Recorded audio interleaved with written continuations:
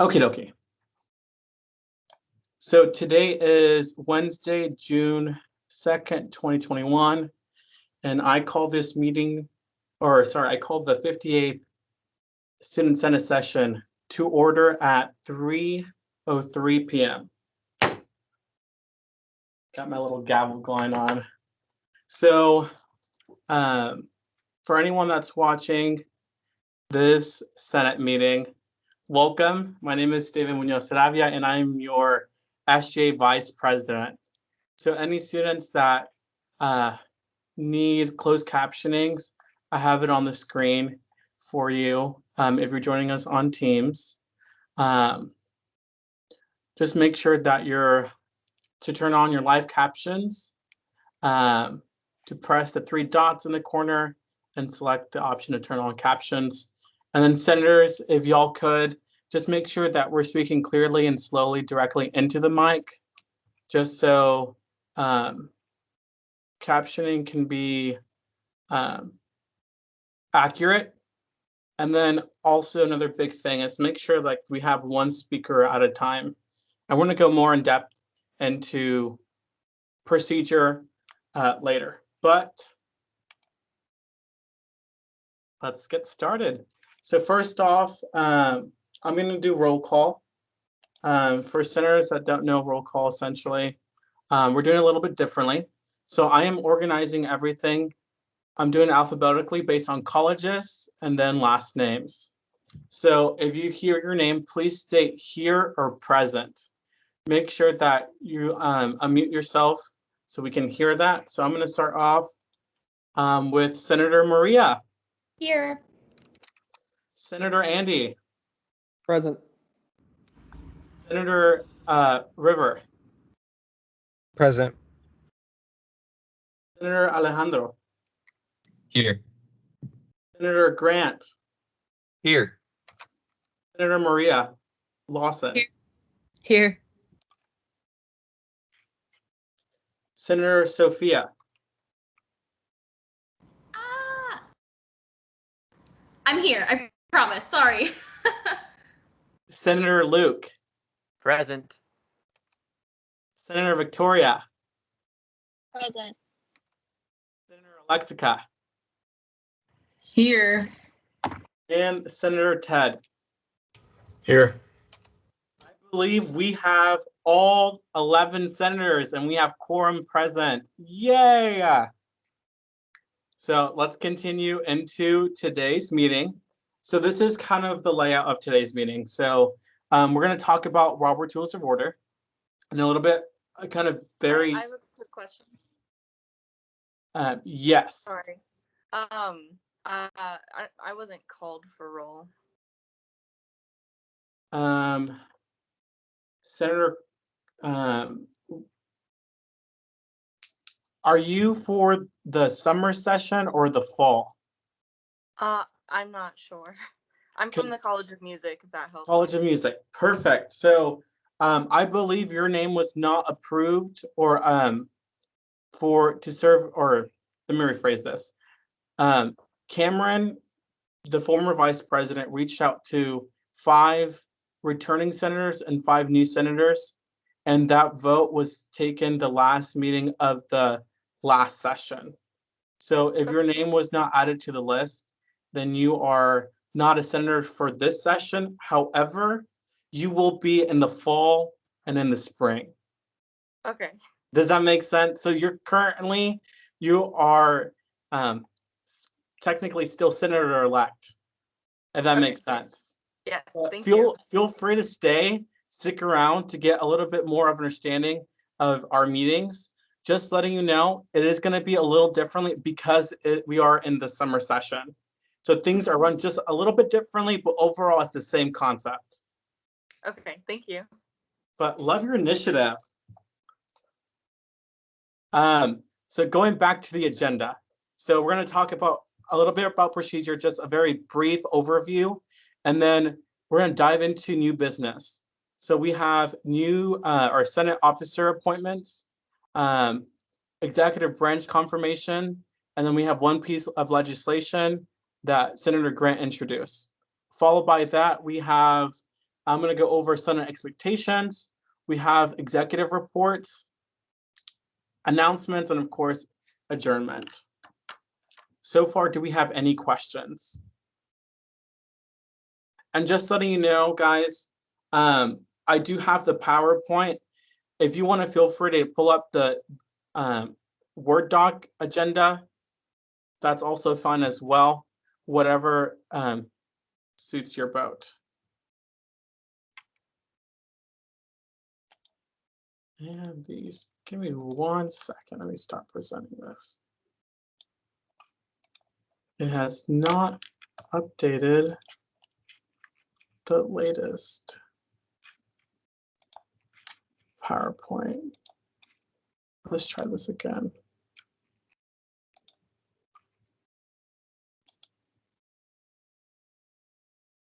And that's weird.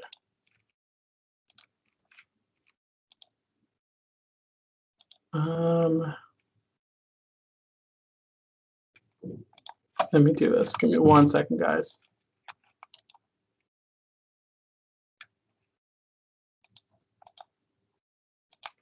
Okay.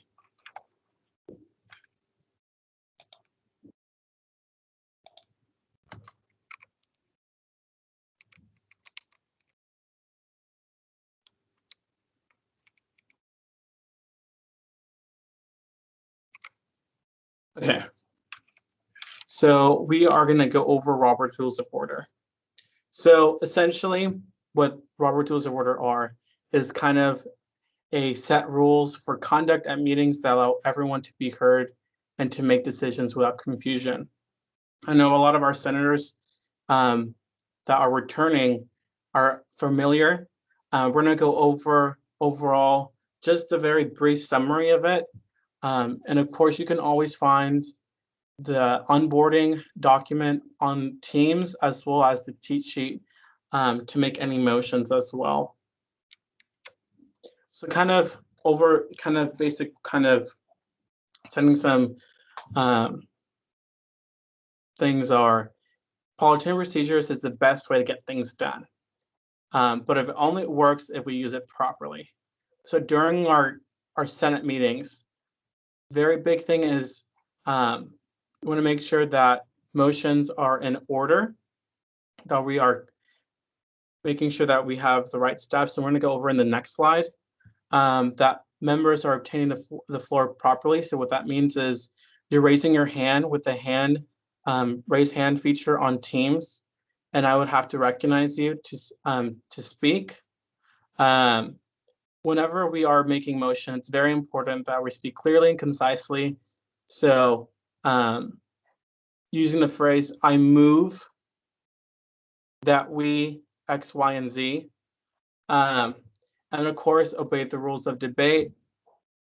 And last thing, I'm not saying this is going to be an issue, but let's make sure that we're respectful and we're courteous of others during our period of discussion/debate.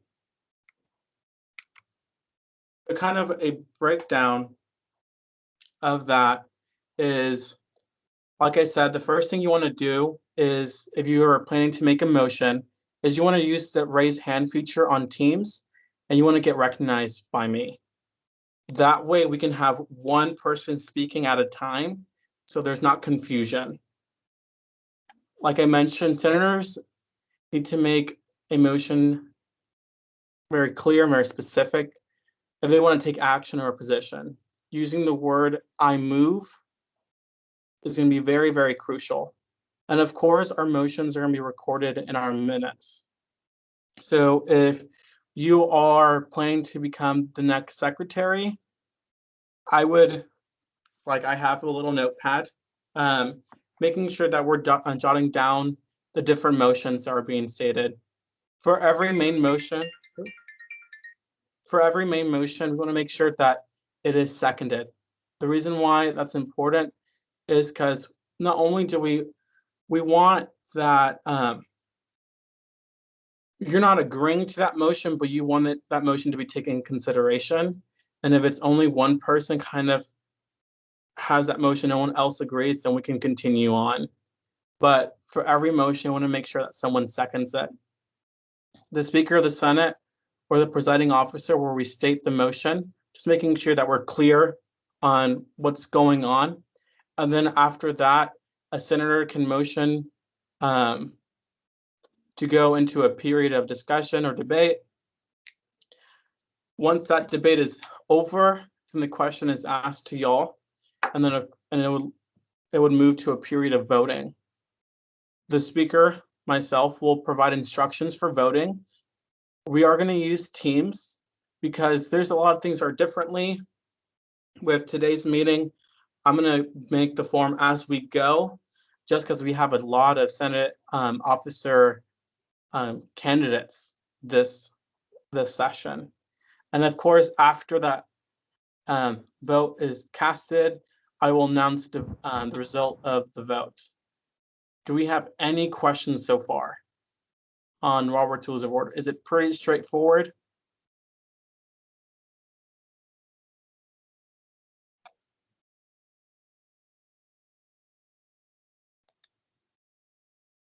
Yes, okay. Sorry, I can't see your screen. If I do that, maybe it will be. Okay, perfect. Can y'all still see the PowerPoint? Okay. Okay, so these are the senators that reach out to me to be considered for Speaker pro tempore. Am I missing anyone, or does someone want to be added? Senator, Mr. Speaker? Yes, go ahead. I'd like to be added to the list, please. Perfect. Give me 1 second. Let me stop sharing my screen. Let me add that to the list. And then Senator Maria, go ahead. I wanted to be removed from Speaker pro tempore and just make sure that I was still on the secretary list. I can make that change right now, yes. Awesome. Thank you, David. Let me go ahead and copy and paste.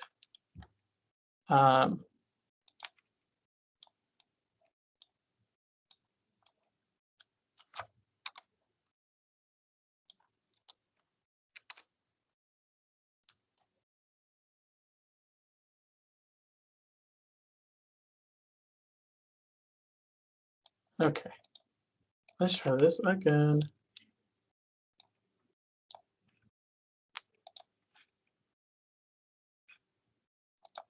I'm going to share my screen.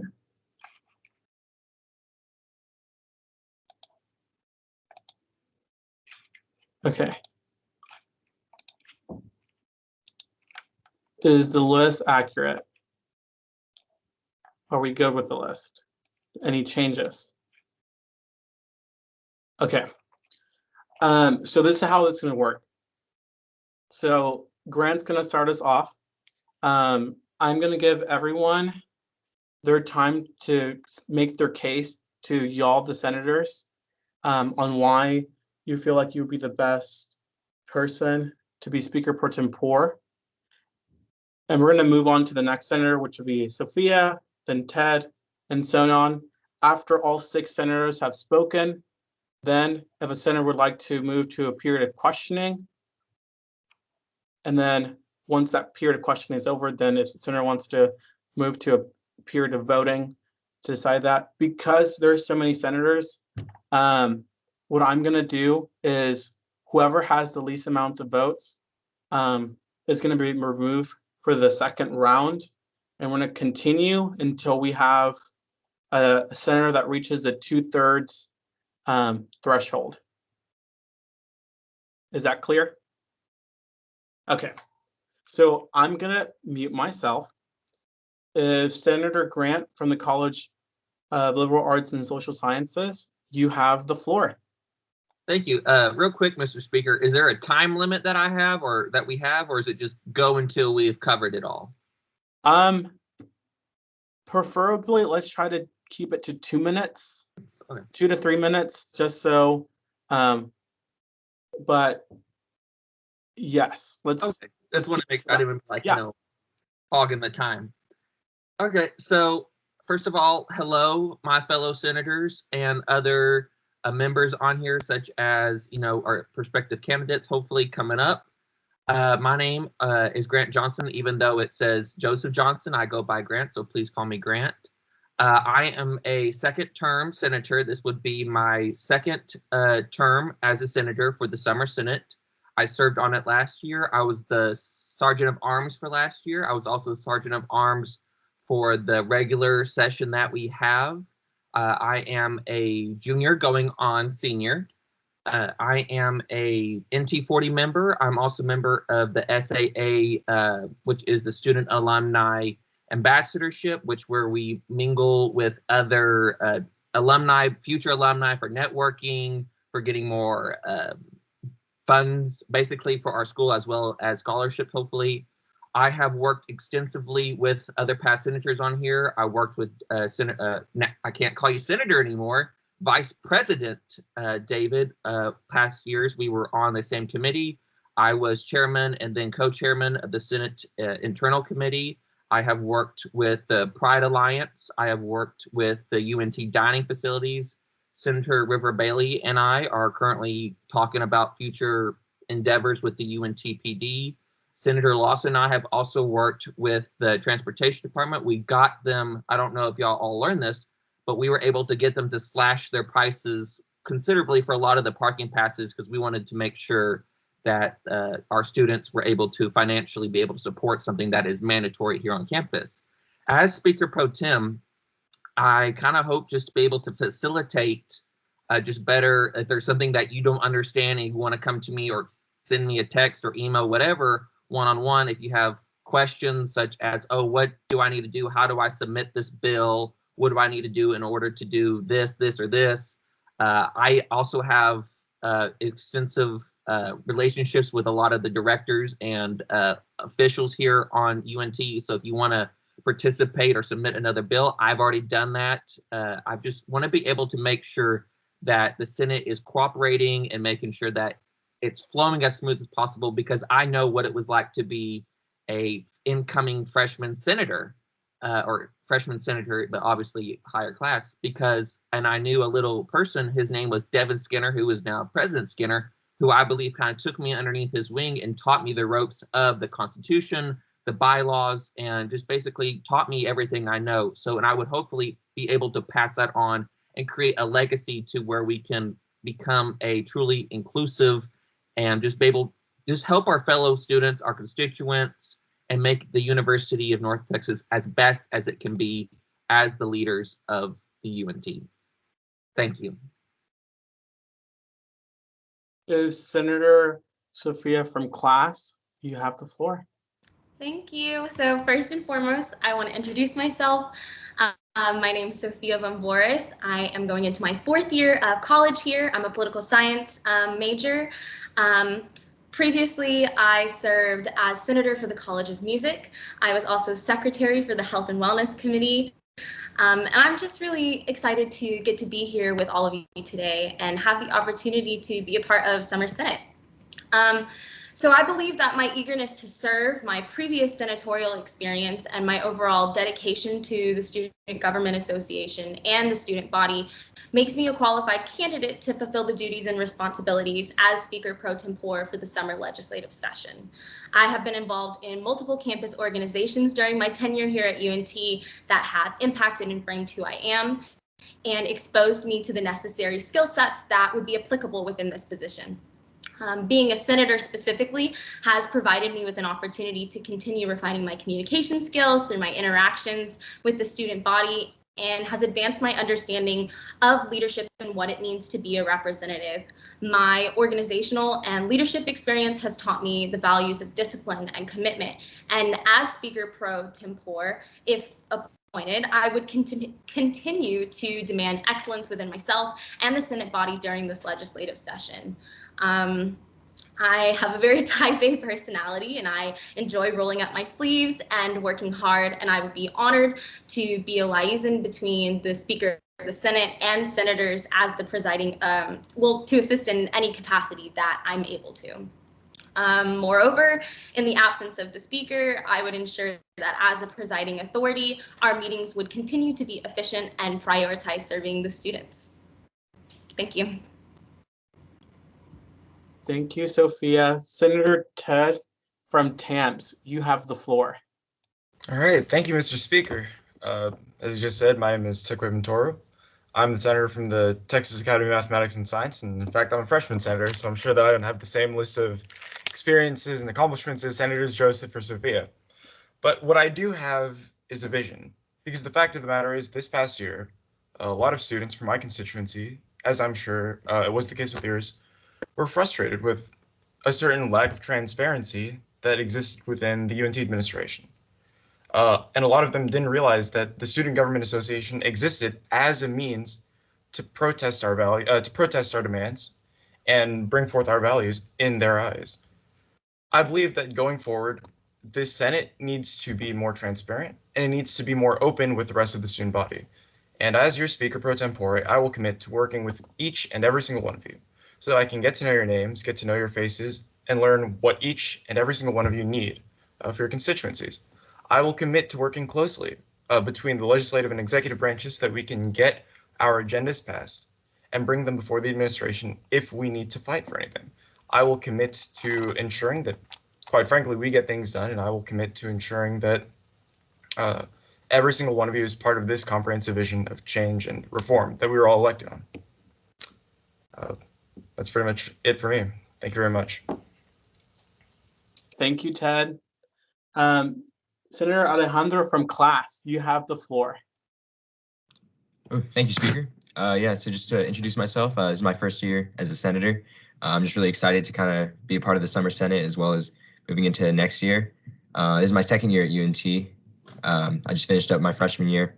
And, you know, like Ted was saying, I don't have the same experience as either the former, but having being on campus this past year was a really unique experience, and I was fortunate enough to have a good mix of classes between in-person, hybrid, and remote. And so I feel like I can kind of facilitate for the incoming class of incoming freshmen kind of what to expect, like coming out of this pandemic and moving into what a new normal is going to be. And I feel like the Senate, or the SGA for that matter, can be a really good tool to kind of just make everything easier on everyone else and transition smoothly into a new normal, whatever that might look like. And I believe in kind of just jumping in head first. So I feel if I was elected to be Speaker pro tempore for everybody, it'd be a valuable experience for me to gain moving forward in SGA and hopefully to move up to bigger things one day. And thank you. Excited to be here. Thank you, Alejandro. Senator Luke from the College of Merchandising, Hospitality, and Tourism, you have the floor. Hello, everyone. My name is Luke M., and I am the senator for the College of Merchandising, Hospitality, and Tourism. It's a little bit of a mouthful, but we'll get there. And I am also a freshman senator, and I also don't have, unfortunately, a lot of experience. But this is why I would love to be your pro tempore in order to gain experience and help you guys much better and achieve our goals, because I'll be honest, as a freshman going in, I did not really know what SGA did, and honestly, I'm a little bit still confused, but I'm learning it now. And as my goal, as if I became pro tempore, is to help us be able to communicate and, like I say, be open with our students and constituents, because I really do feel like a lot of them don't really know that we exist, and I really want to change that, and I want them to know that they can come to us and that we can help them figure out what they want and what they need. And if I became pro tempore, I would promise that I would dedicate my energy and time, and that I have a lot of because it's summer and I don't have anything going on besides this. So yeah, and thank you for your time, and I hope y'all have a great summer. All right, thank you, Luke. And lastly, Senator Andy from the College of Engineering. Hello, my name is Andy. I'm senator for the College of Engineering. I study computer science, and I hit the ground running last session. I was appointed to the College of Engineering, one of two senators a college that is historically underrepresented. And I hit the ground running, and I realized that the SGA has a critical, they just don't connect with the students. And that's an issue. And so I hit the ground running, and I worked on a campaign to give more representation to the Senate. I recruited several members, an increase of about 30% to the Senate, to make sure that the people, the colleges that are traditionally underrepresented, the College of Engineering, the College of Science, class only has half their senators' seats. We have 25 senators in seats right now when we have 45 seats. That's 51% about of seats filled in the Senate. And so as Speaker Pro Tempore, I would work to make sure that we connect with the students and we represent them, because that's what we're here to do. And if we're forgetting that, we're failing. And there's not a whole lot more than that. Also, the Senate has traditionally had a problem with independence, traditionally has had a problem with participation. Although I'm sure that's none of you, because you're all here in the summer. You have better things to do, I'm sure. But you don't, because you're here and you care about what's going on for your constituency. And that's what matters. But as Speaker Pro Tempore, I would work to make sure the Senate remains independent, remains free from influence from other branches, as much as provided in the Constitution and bylaws. And last but not least, I'm here for you. Whether or not I'm Speaker Pro Tempore, it doesn't matter. Please reach out to me with any questions at all. My email is michaelmcdowell@my.unt.edu. Please reach out to me with any questions. And I hope you choose me as your next Speaker Pro Tempore. Thank you. All right, thank you, Senator Andy. Any motions?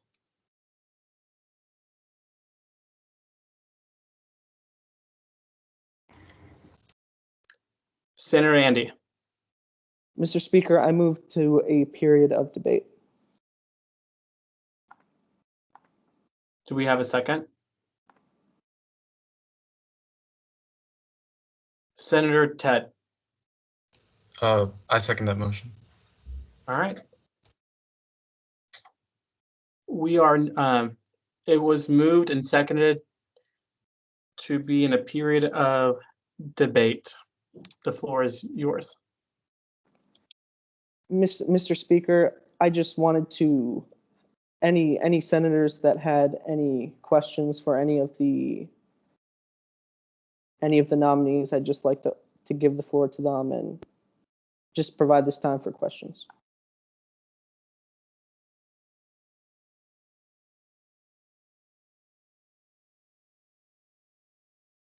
Because we're in a period of debate, y'all can talk. Senator Sophia. Oh, I was just going to say, if we're going to do questions, should we motion to move to a period of questioning rather than a period of debate?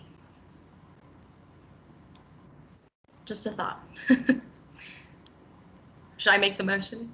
I'm seeing nods. Okay, I'm going to motion. I motion to move to a period of questioning. I second. I mean, debating could have been like, I guess, a little more cutthroat, but let's keep it civil, I guess. So, Sophia, you have the first question. I would like to open this to the newer members to SGA. What perspective do you think you can bring into this position if appointed as a new member that you don't think somebody who has previously has served would?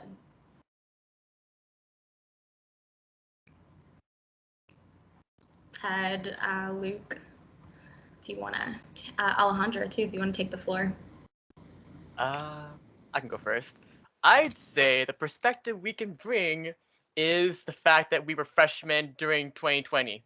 That is I think a huge perspective, and honestly, like I say it, we went through the worst of it, and now we can know what not to do in the future. and what like works now, because we have the perspective of what works and what doesn't, and what we enjoyed and what we absolutely hated about 2020 and what UNT did during that time.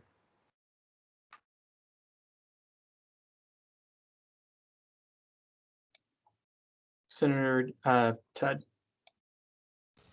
Thank you. Well, with my constituency, the Texas Academy of Mathematics and Science, we were actually banned from living on campus for the previous year because many of us are minors, and a lot of us felt like that was an unfair decision. And so I feel like I'm going to come in here with this willingness to challenge the UNT administration if need be, but also come in with the ability to work with them if need be. There's a phrase that I'm quite fond of, and it's, I value compromise, but I'll never compromise my values. And I think that that little soundbite is going to be reflective of my time as Speaker Pro Tempore if you all choose to elect me. Thank you.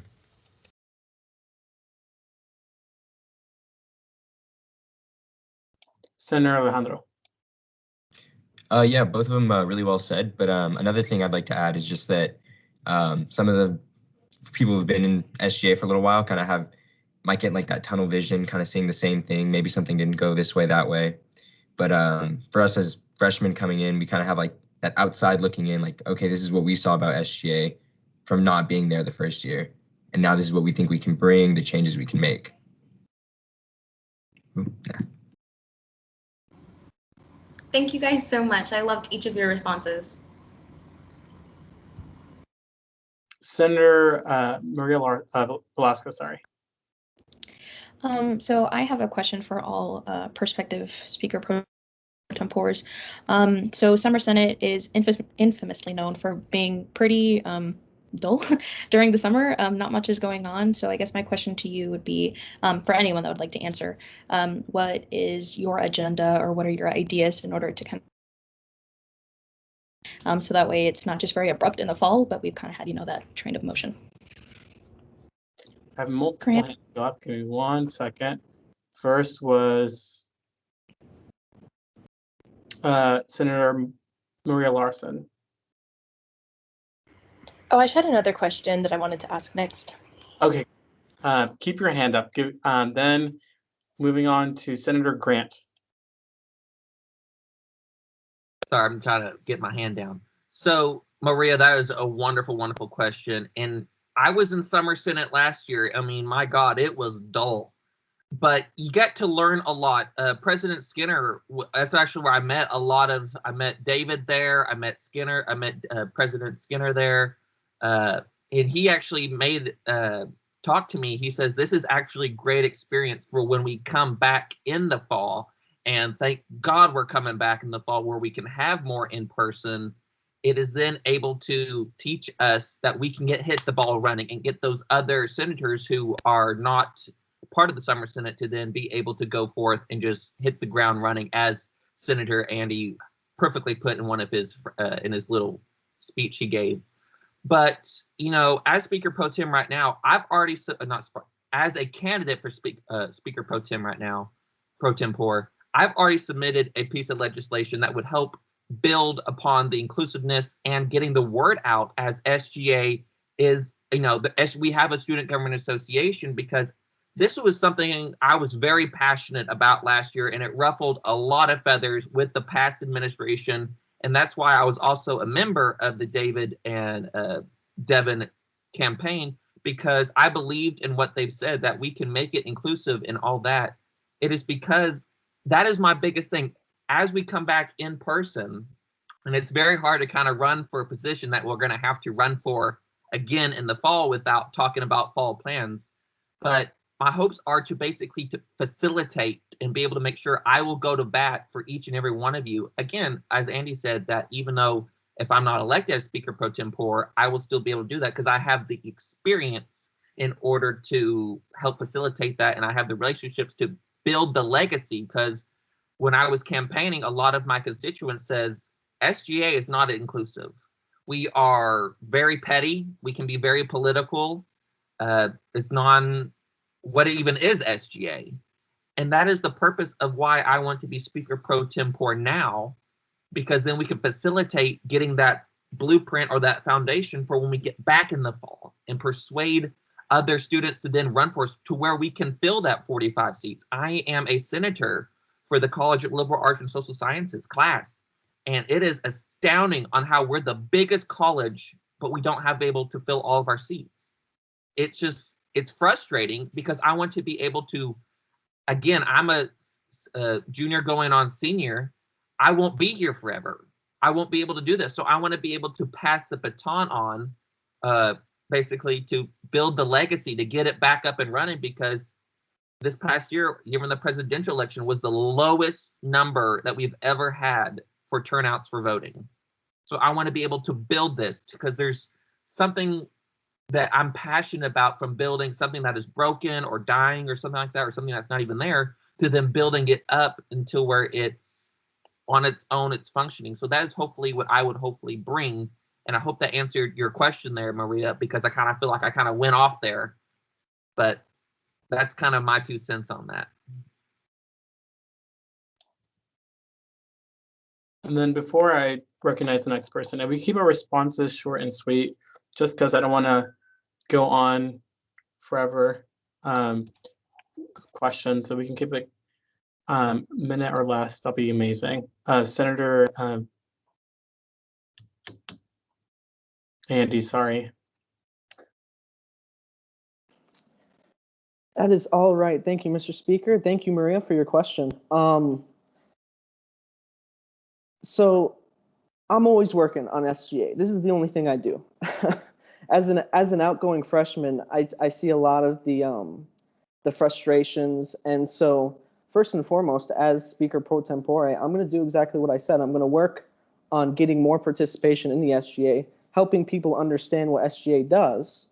I also intend to, I'd like to study the bylaws and the Constitution of the SGA and Robert's Rules of Order and all that. And I'm working on a piece of legislation right now, probably that I'll send out to you guys in the next couple days for feedback, because I want to get feedback before I formally submit it, about committees, because what people don't understand sometimes, maybe they don't know, is that part of the reason the SGA has such a hard time doing anything is because we're not set up to be as efficient as possible. And of course, as Speaker Pro Tempore, I would work with each and every one of you, but I want to do that anyways. Please reach out to me. I don't care who you vote for. Please reach out to me and talk to me about what you think about the SGA is and what you'd like to do. Senator Ted, I know you're from a satellite school, from TAMS. Engineering is somewhat of a satellite school, and so I'd like to say that I understand the separation of culture, and so please reach out to me. I'm begging you guys, please reach out to me. I want to work with you. I want to help you out because that's what I'm here for. Thank you. Alrighty, Senator Sophia. I won't waste any time reiterating what's already been said, because what's already been said is great. But I do want to add, I think community within the Senate is so important. I noticed that the fall session, we had a lot of new people that were appointed, and people were unfamiliar with Robert's rules. People were unfamiliar with each other. Obviously, COVID drove a harder wedge in there. But I think, seeing the spring session, we saw how we after becoming friends with one another and becoming closer with one another, we were able to work on more projects together, have these interns involved. And I think that's another thing that I'd really like to start going this summer, whether it be with Summer Senate or with Fall Senate. We really need to start getting to know each other, getting to know our colleges, start like talking about ideas and writing stuff down, because until you do that, you can't have an agenda, you can't have legislation to take action upon. So I think that's a really important aspect to bring if appointed as Senator Pro Tempore. Senator Ted. All right, thank you, Mr. Speaker. Let me put my hand down. How do I do this? There it is. All right, well, I'd like to begin by saying to Senator Andy, I'm actually planning on going to D Park tomorrow, and I'm really excited to get to know about all that stuff. Now, Senator Maria, I'd like to say this. There are some 40,000-ish, I believe, students at the university. There are 45 seats available in the Senate total. Out of those seats, I believe only about half of those seats were filled in this previous election. It's because, one, people don't know about the SGA, and two, people who know about the SGA don't believe that it's capable of doing anything. And so, just in the immediate term, I'd like to focus on getting to know you all so that we can work together better, so that we can get to know what each of us need, and so that we can pass legislation that matters and bring that change that people are hoping for at the university, make that into a reality. Now, on the more concrete side of things, because I don't just want to talk about my values and whatnot, I am working on a piece of legislation to reform the appointment system, because I believe right now our priority needs to be getting dedicated, hardworking people into the Senate, even if they didn't stand for election in the first place, even if they didn't go through the traditional route of becoming a senator, because I believe that great ideas come from anyone. And the more of those ideas we have, the better we can function as a institution. Thank you very much. Okay. Before I recognize you, Maria, one thing I really want to stress is if something was already said, let's not reiterate it again, just for time's sake. So Senator Maria Lawson, you have the floor. Hey guys, so I had a question for all of the candidates, and I was wondering if there was a situation where the executive branch and the Senate were not in agreement on something. As Speaker pro tempore, how would you serve as a liaison between the two branches and making SGA one unified organization? Okay, so Senator Andy, your hand was up first. Thank you, Mr. Speaker. This is something I've thought about a lot. I mean, those of us who were there for the last administration, we know what happened. And those of us who weren't, let's suffice it to say that the executive branch and the legislative branch didn't agree on a lot. And the simplest answer to that is the Senate is my second priority right after my constituency. I'm not Speaker pro tempore of the executive branch if I were to be elected. I would be Speaker pro tempore of the Senate. And so I would go to bat. Not to say I would be combative, but to say that, as Senator Ted put it very well, I won't compromise my values, but I'm willing to compromise. And I think that's enough said that if it's between my Senate and the executive branch, it's my Senate first, always. Thank you. Senator Grant. Well put, Senator Andy. So last year, I don't know if a lot of y'all paid attention, but I was one of the more outspoken kind of riff person between the executive branch and the Senate, because it was very frustrating when something that a senator worked very hard on was going to do very good, but it was very good. It would have benefited everybody, but it was vetoed on ridiculous grounds. But I think Andy couldn't have said it best. This is the position that all of us are running for is the highest Senate seat available in SGA. We don't get any higher, so we are basically your voice. We will go to bat over legislation. This piece of legislation that I've submitted, I've already talked to both Devin and David, and we've already talked about what we both can work with to hopefully get this thing passed if it goes through the Senate or gets passed through the Senate. So if you have any other pieces of legislation, I will happily be able to facilitate, liaison, set up meetings with the executive branch to where we can do this. I've also passed other legislation in the past to where other exec members cannot trickle down into the Senate to where we can keep the branches separate to where the Senate is the Senate and the executive is the executive. Going forth as Speaker Pro Tem, I will make sure that that is honored and that is protected, that we have the Senate, we answer to our constituents and we represent them and we make sure that we get our legislation passed. We are the Senate, and that's what I would hopefully kind of get across there. Thank you. Senator Ted. All right. Thank you, Mr. Speaker. I'll try to keep this bit short. I think we need to realize that we can butt heads, but that doesn't mean that we need to become enemies.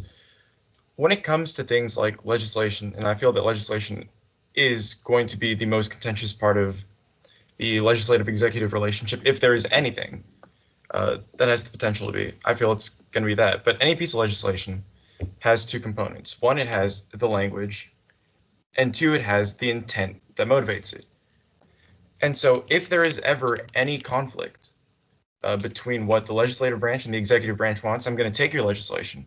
I'm going to sit down with the executives and I'm going to ask them, look, how can we change the language of this legislation so that we can both honor what we want? How can we both compromise on something like the language so that we can both get our intents and our needs honored? The fact of the matter is, in order to get things done, the legislative branches and the executive branches need to work together. And so I don't think it's wise to say that we're going to fight at all costs. We can fight, but we need to fight in such a way that things get done. Thank you. Senator Sophia. I'll keep it brief because I know we're pressed for time. Senator Ted, you took the words right out of my mouth. Bottom line, we cannot create solutions if there's gridlock, and there needs to be open channels of communication, whether it be amending language, whether it be amending motivations, intent. We have to be able to work with one another because it's not about the Senate or the executive branch. It's about the student body who were elected and appointed to serve. Okay. So, Senator Luke. I'll agree with Sophia. Ted took the words out of my mouth, but I'm going to say that I'm going to approach it with humility because, let's be honest, we cannot get anything done without like the other branch. Honestly, like we need to be in harmony, communication, and I really don't like the idea of fighting between us because, as I've heard so far, is that nothing gets really done if we fight amongst each other. That's why I want to really just come with a humble approach, make sure that we're friends and that everything gets passed. But, if their intentions are not for the betterment of the students, then I will fight. Thank you. Senator Sophia.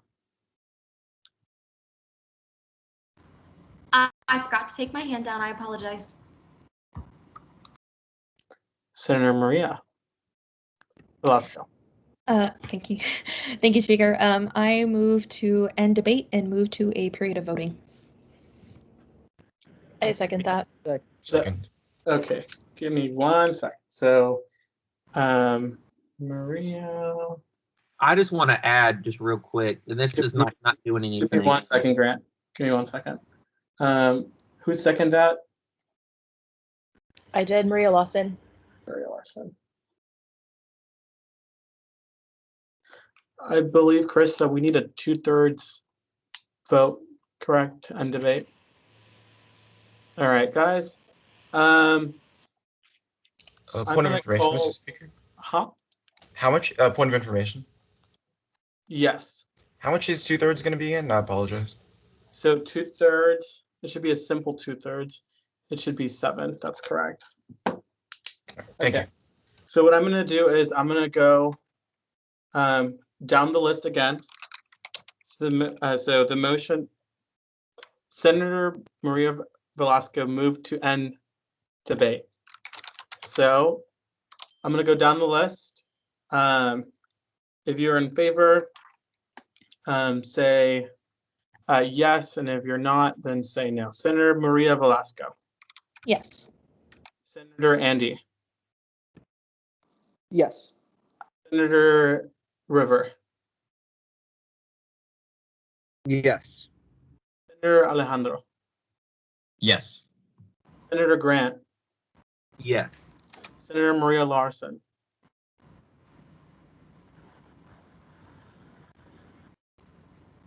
Say it one more time. We did not hear you. Sorry, it's not letting me unmute. Yes. Senator Sophia. Yes. Senator Luke. Yes. Senator Victoria. Yeah. Senator Alexica. Yes. Senator Tet. Yes. There's 11 votes in the affirmative, so the motion passes unanimously. So because motion was, so we end debate. Is there another motion on the floor? I move that we go into a period of voting. Point of order. Yes. If I recall correctly, the motion was to end debate and move to a period of voting. Voting. Okay, so it's voting. Then we need another 2/3 for voting. Krista, correct? I mean, if you end debate, you're pretty much, unless somebody makes another motion, you're just going into voting. Okay. And okay, so we're voting for our. Let me get into. So we're voting for the first round for.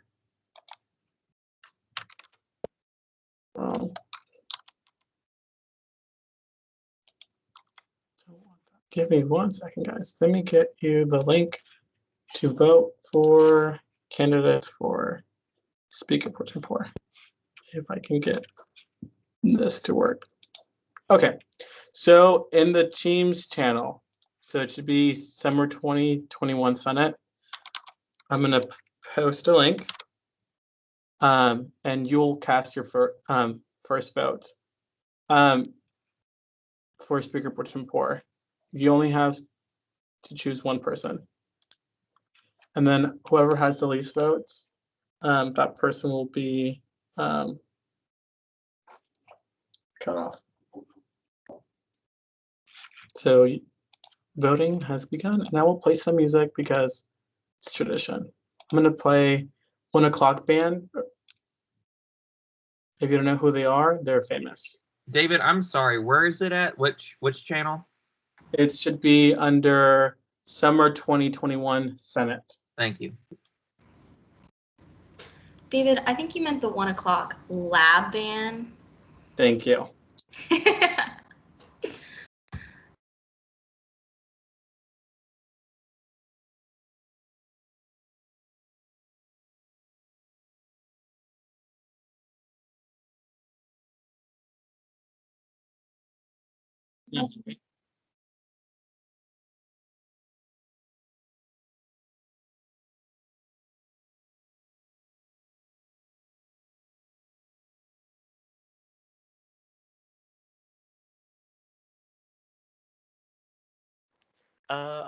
Point of information. Give me 1 second. Yes, Senator Luke. Are we allowed to vote for ourselves? Is that a thing? I'm sorry. Yes, you can vote for whoever you think is most qualified for that position. All right, thank you. Can y'all hear the music? No? No. Oh, Lord. Okay. Luckily, I have my phone. I'm playing it and vibing, but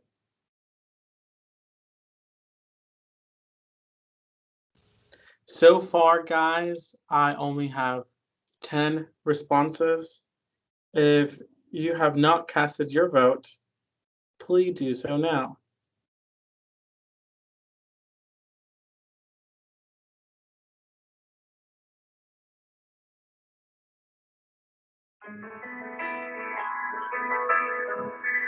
There we go.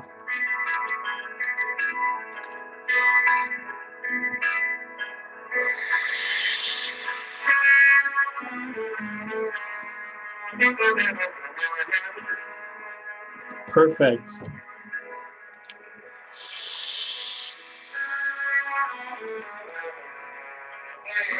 Okay, I'm going to pause my music. So the votes are in. Let me take a look. Oh my, what is this? Back. So,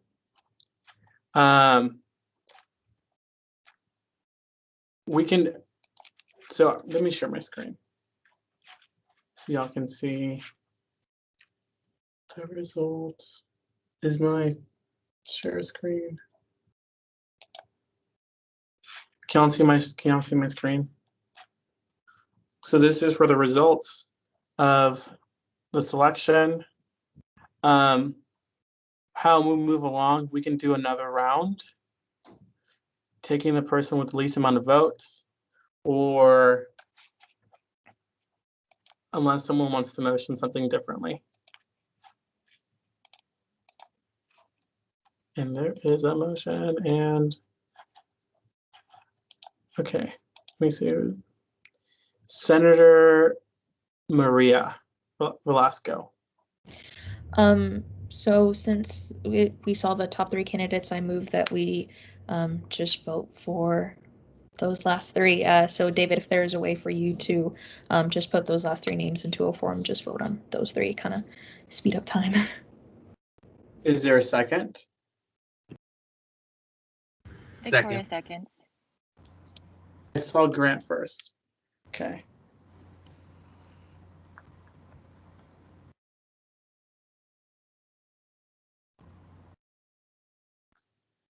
When you said move to vote, them again? So we're moving to a period of voting. Okay. Okay, I will make another. Okay. Let me make a new form.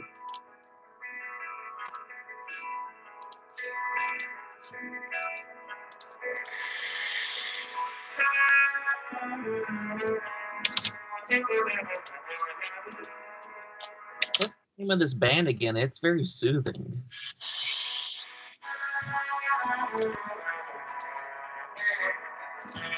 Grant, it's the 1 o'clock lab band, like Grammy nominated best jazz band out of our own College of Music. More of a Netflix man myself, but yeah. Lord. Okay, well, when concerts happen again, you all need to be going to support the College of Music, go to lab bands, go to Win Studies, go to football games, and go cheer on the Green Brigade. I'm a former member. Like, go visit. That'd be fun. Senate go to football games and stuff like that. That'd be fun. Senate outings. We had one towards the end of the year, and when we got to really meet people. Okay. Fun. So I'm gonna send this again. So this is round 2, vote 2. So please select the person that you feel like is the best candidate for the Speaker pro tempore position. It should be a different link. Let me know if it says vote 2. It does, David. All right. It is voting time. And I believe the 2/3 threshold, someone texted me.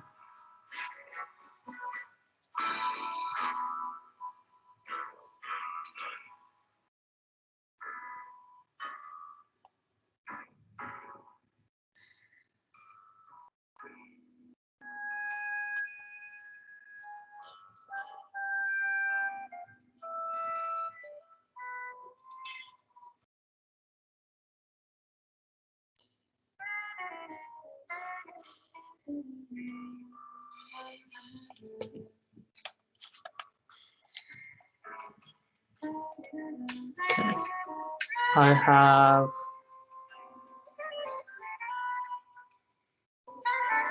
missing one response.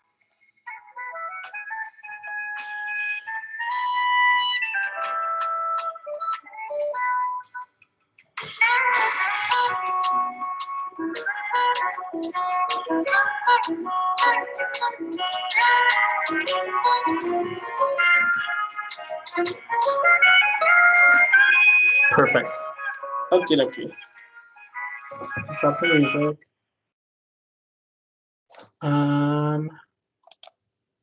Can y'all see my screen? I can't hear y'all, so, or I can see y'all now. Yes, we can. Okay, so these are the results. So, 4 votes for Grant, 3 votes for Sophia, and 4 votes for Ted. The floor is open for any motions. Motion to go to period of round 3 voting. I second. Give me one. Y'all, this is like more nerve-wracking than when I actually ran for election. Ted, I love you, man. Win, lose, or draw, you're awesome, okay? Hey, I love you too. And I will work, I hope to work with you again. Do you want to be whatever? Do you want to be a little bit more specific about how the voting will look like? I motion to go to another round of voting. You move to what? David, let's vote one more time. Yeah, you need to say it specifically. I'm correcting you. I motion to go to a period of voting. You move to go to a period. Okay. And how is that voting going to look like? Andy. Sorry. Go ahead, Andy. If I may, Mr. Speaker, I think what the speaker is asking is who will take part in this vote, and I believe it to be Grant's intention that it's Grant and Ted for voting. Thank you, Senator. Do we unanimously agree with that? Senate, unanimous consent. Does anyone oppose? Yeah. No one's opposed? Agreed.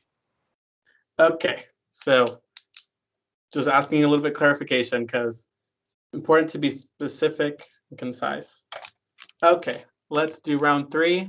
Should be Grant and Ted. Let me make a new form. Okay.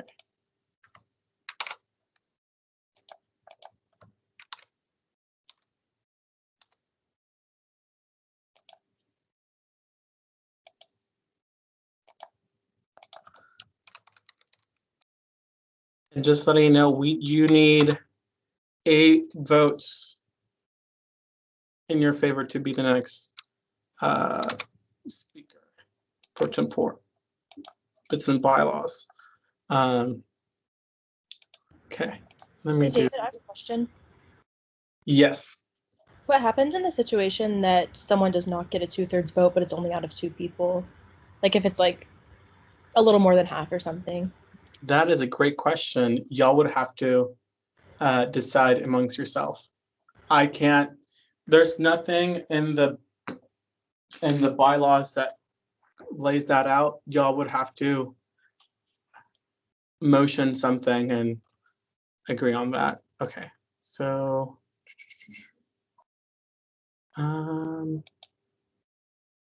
share this, copy. All right, let me go to this should say vote 3. Do options. Okay. Senate, go ahead.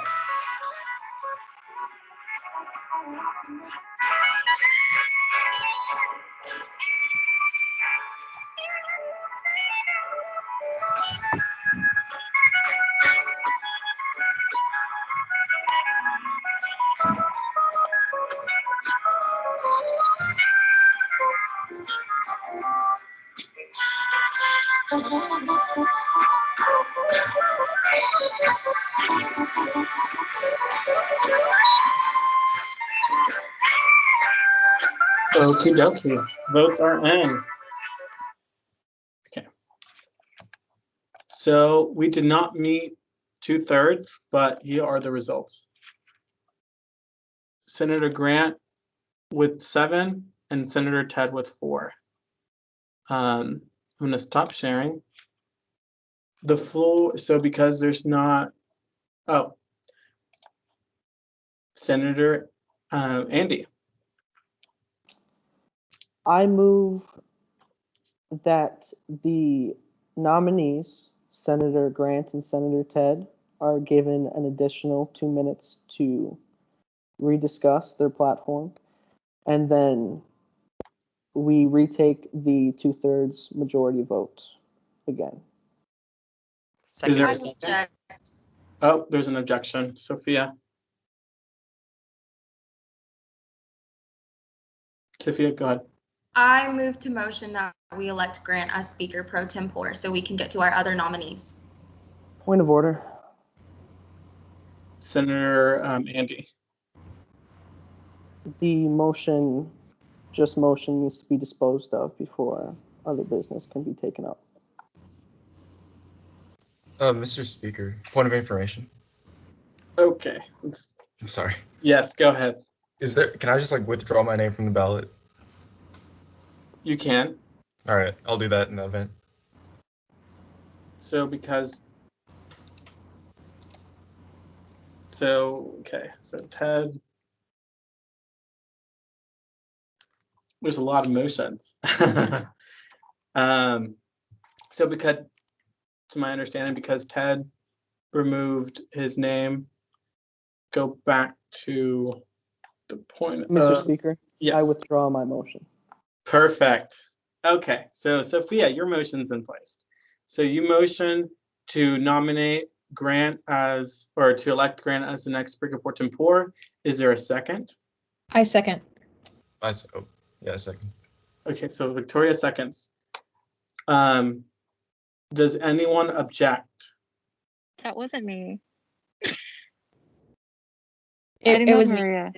Maria Velasco. Sorry. Does someone object? No. So we're all in favor? Unanimous consent? Yes. Yes. Okie dokie. Sorry, it's a little getting new to the ropes. So because it's unanimous consent, then Senator Grant Johnson is our Speaker pro tempore for this summer session. Okay. Thank you all. So now let's move on to Secretary. Okay.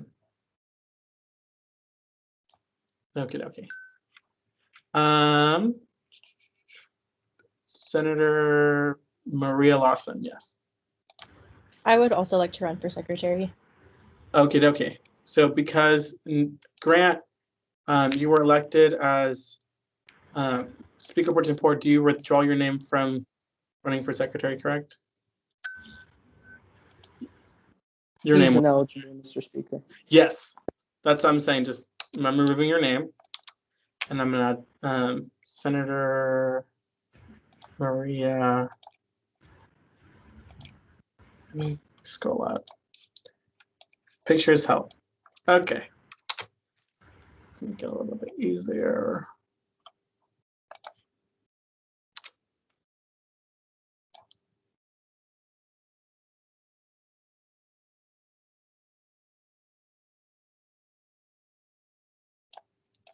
Okay, let me share my screen so y'all can see what I'm doing.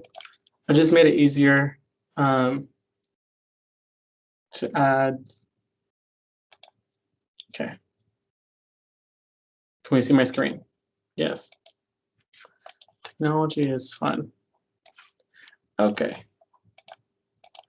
So is this list correct? Does anyone else want to add their name to running for secretary? Senator Alejandro. Yeah, I'd just like to withdraw my name. Withdraw your name. Okay. Yes, thank you. I can do that.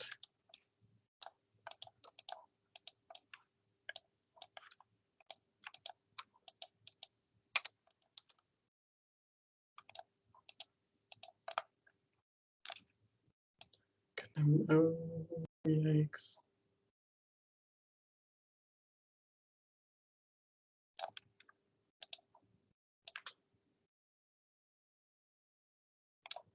Okay.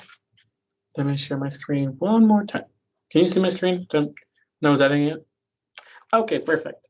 Senator Luke. I motion to remove myself from the ballot because I actually, I apologize if I miscommunicated, but I don't believe I said I wanted to be, I was entering for secretary. Okay, I can make that change. Thank you. Any other changes? Are we good with the list? Yes. Okay. So, Senator Maria Larson. So just like the same process earlier, just so we have an idea of how we did it last time. I am gonna speed up the process just a little bit. I'm gonna give everyone 2 minutes to give their little spiel.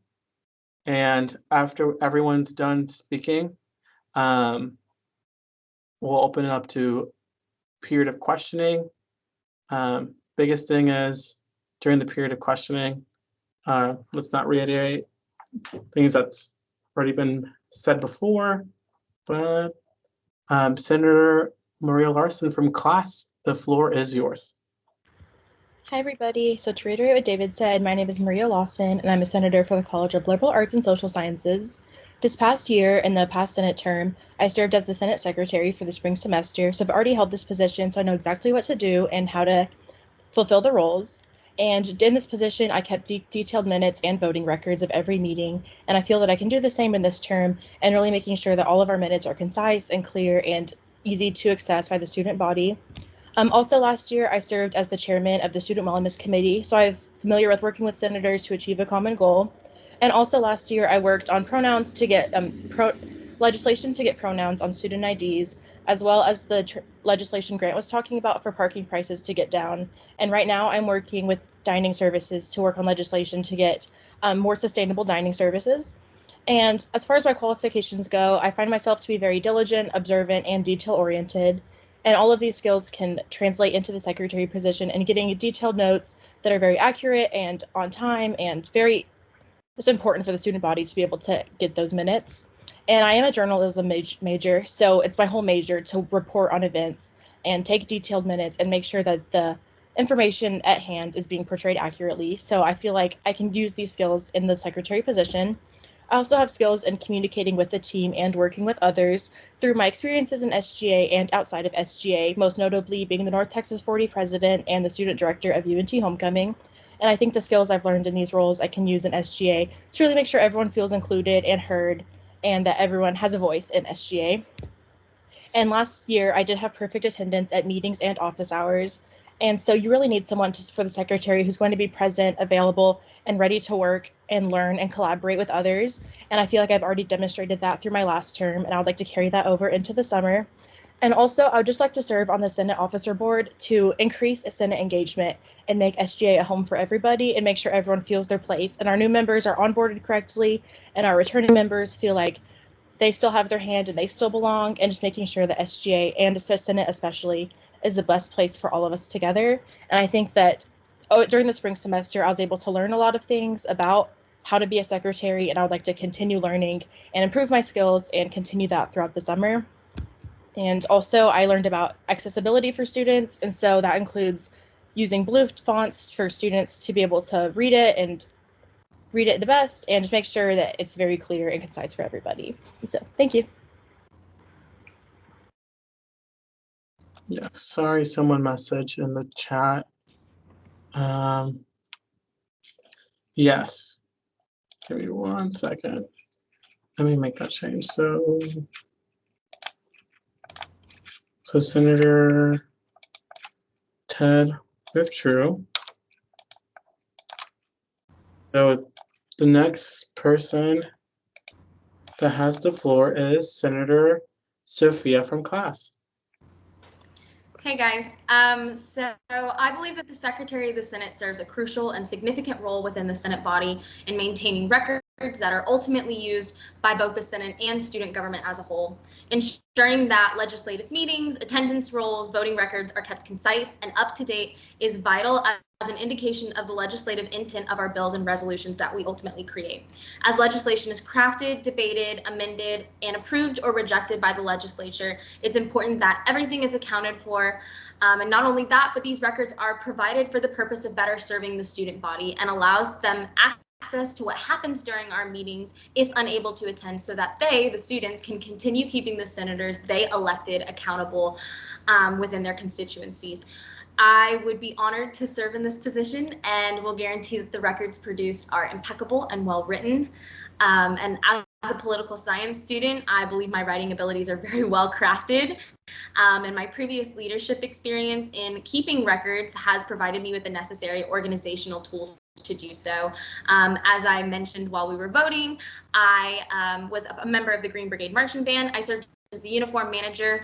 I kept paper copies and records of every single student in Green Brigade. That's 400 plus students, with all of their measurements, anything that they took out during the season. And so I feel like I am very organized and could continue to produce records that are well put together. Thank you.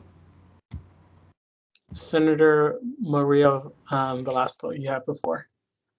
Thank you, Speaker. First of all, I'd like to introduce myself. As David said, my name is Maria Velasco. I use she, her pronouns. Last year, I served on the intern program, so I was an intern, in which I was grateful to receive the distinctions of intern of the fall semester and intern of the year. So my experience with SGA was very intense my freshman year. As an intern, I was only not able to work closely with the Senate, but also with the exec. So having that previous experience and knowledge, I feel that I do have greater knowledge of the Student Government Association beyond just the Senate. So serving in the position of secretary, I feel that I would be good in relying information wherever needed, and being able to work with all the branches of the Student Government Association, but of course, mainly focusing on the Senate itself. So like I said, previously working with the intern program, I have worked with the Senate. I got quite the few presentations of Robert's rules. So like I said, I do feel knowledgeable if we're to be appointed to this position. My note-taking skills, I very much adore. I have a huge pen collection because I'm obsessed with taking notes. This meeting, I have taken notes the entire time, actually. So that's what I've been doing. Just because, like I said, that's just kind of who I am. I'm a person who is organized and very specific. So I feel like if any record needed, I would be well advised and knowledgeable in this position. My main goal in serving in this position in the summer Senate, within previous administrations, previous senators are aware just of the lack of transparency within the Senate. So my biggest goal within holding this position would to only increase the transparency within the Student Senate, publishing all notes and meetings, publishing all accurate notes in meetings, and like I said, just increasing the transparency within the student body and the Senate. Thank you so much. Perfect. Is there a motion? Senator Andy. I move to vote on the candidates in round voting, where each, unless there are objections to vote. I move to a period of questioning. Seconded. So are we doing voting or we're doing questioning? I move to a period of questioning. Okay. So Grant seconded? Yes. So it was motion and seconded to go into a period of questioning. The floor is yours, Senator.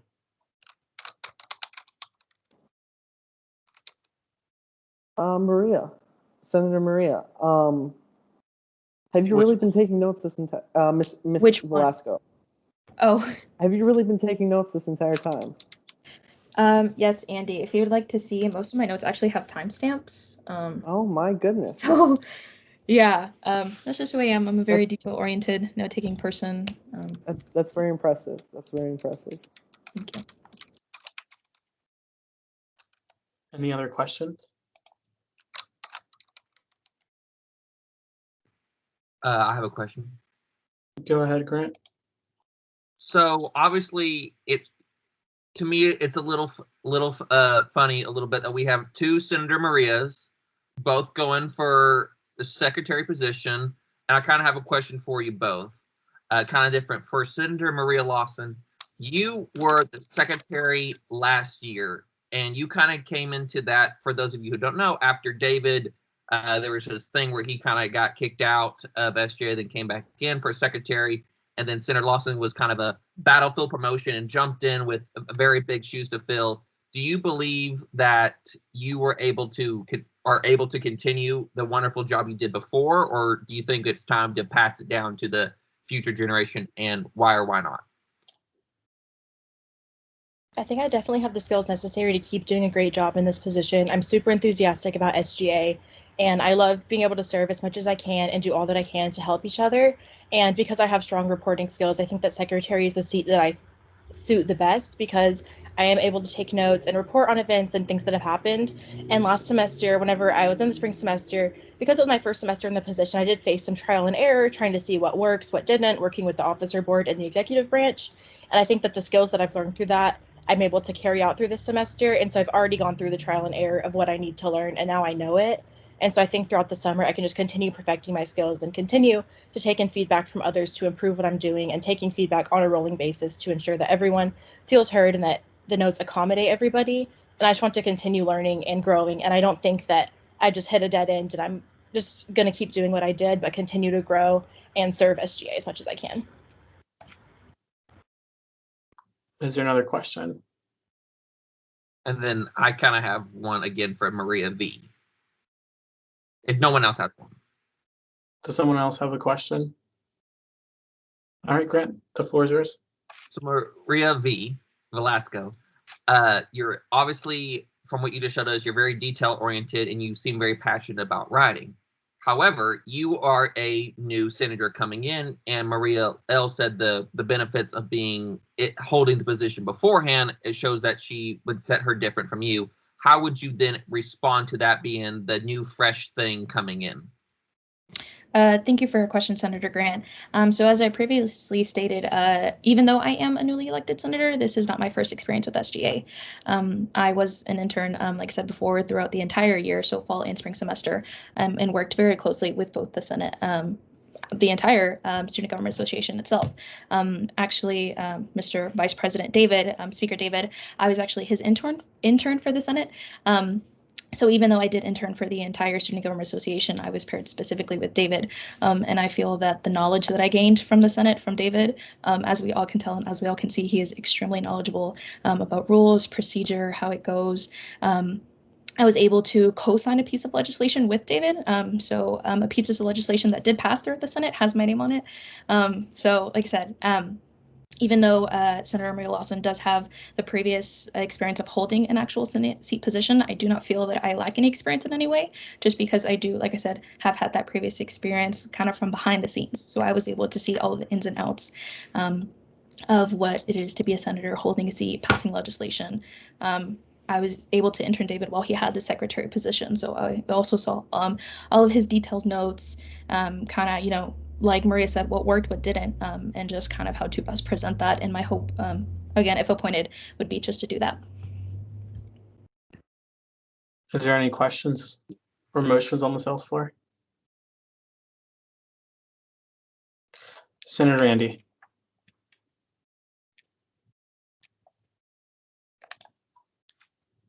You're muted, Andy. Thank you. Thank you. Grant, do you have another question? Okay, so I would like to move to a period of voting, round voting, where each round, starting with all of the nominees, each nominee is voted on, and at the end of each round, if no 2/3 majority has been met, the next round does not include the nominee from the previous round with the least amount of votes until 2/3 is met for a candidate. Seconded. Perfect. Alrighty. I'm going to share my screen before I send the link, just so, because we have two Marias. You can see their beautiful faces. We have Senator Maria Larson from class. We have Senator Sophia from class. And we have Senator Maria Velasco from the College of Education. So class and education, I clearly label that in the form. And then let me stop sharing my screen. Okie dokie. So in the Teams chat, I am dropping the link to vote. It should say vote 1 for secretary, and it should have our 3 wonderful options.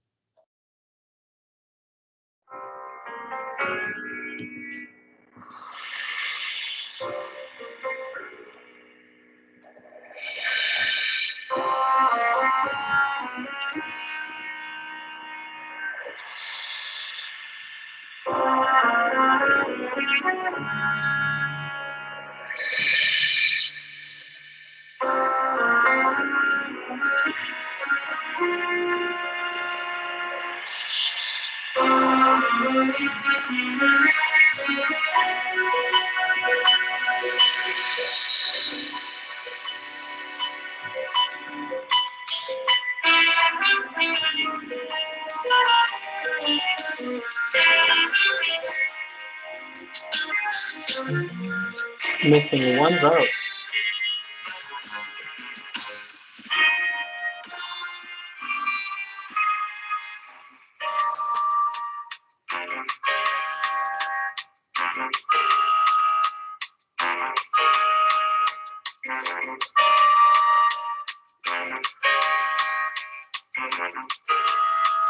Perfect.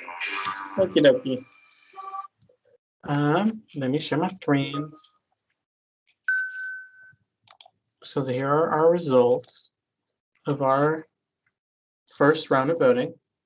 So class Senator Sophia, or Senator Maria from class got 6, Senator Sophia got 1, and Senator Maria from education got 4. So let's go to the next round of voting. So I am going to make a new form. So we vote 2, round 2.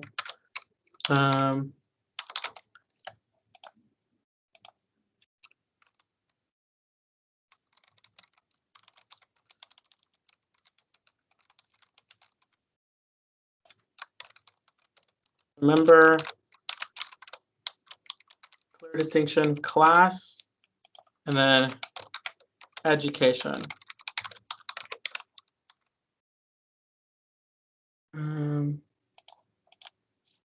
I am gonna, okay. I'm gonna drop the link again in the Teams channel, and I can vote again.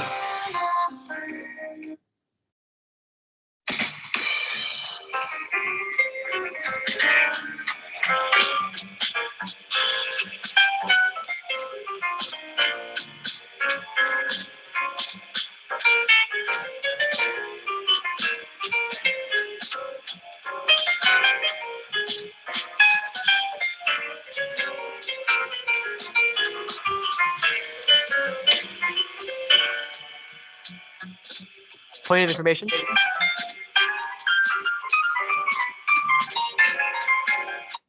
Yes, Senator Luke. Could I please have a clarification again? Which? Give me one. Because the last names disappeared, and now I don't know which is which again. Yes, of course. Let me share my screen. Sorry, you cut out. So, here are the. So Maria Larson is from class. Senator Maria Velasco is education, and there's pictures. Don't you love everyone's headshots? Thank you very much. Yes.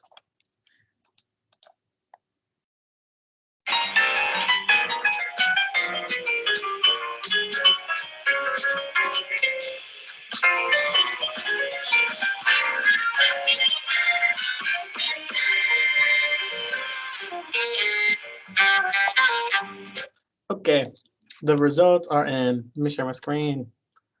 11 votes. So we have Senator Maria from class with 7, and Senator Maria from education with 4. So we did not meet the 2/3 threshold.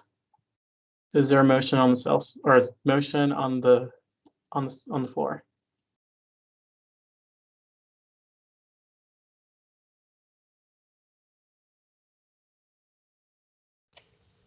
Point of information, Mr. Speaker. Yes. Is there a way we can make the threshold for this like a simple majority just for the purposes of this vote? Cannot, since it's in the bylaws. It says, I can reference that for you. Give me 1 second.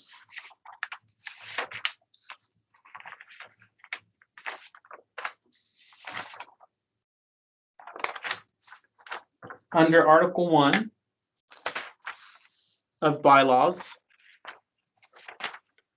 Section 7, Summer Senate, it says, the student senate shall elect their own number, a speaker pro tempore, and secretary by 2/3 vote to serve for the summer session. The Vice President of the SGA shall serve as the Speaker of the Summer Senate for the summer session. Okay, I have peeps. First is Senator Andy. Can you guys hear me all right? Sorry, technical difficulties. So I move that we vote by voice on and with the same two nominees until such threshold is met or until one of the candidates withdraws. I object. Senator Maria Velasco, you. Oh, do I say why? Yeah. Okay. So the floor is Yeah. yours. I object. Andy, I do appreciate the effort, but I feel like we're just gonna keep going in circles because the people who voted by the form will still vote by voice. So I feel like it's just gonna keep elongating the process. Then I have Senator or President Skinner.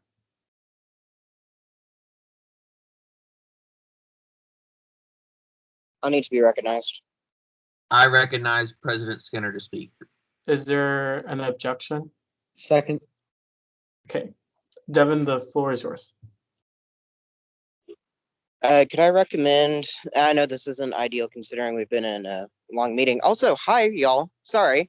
I know it's been a long meeting, but may I recommend, say, a 5 to 10 minute recess while we try to get that sorted? Because there might be a couple of options that we just need to take a look at real quick.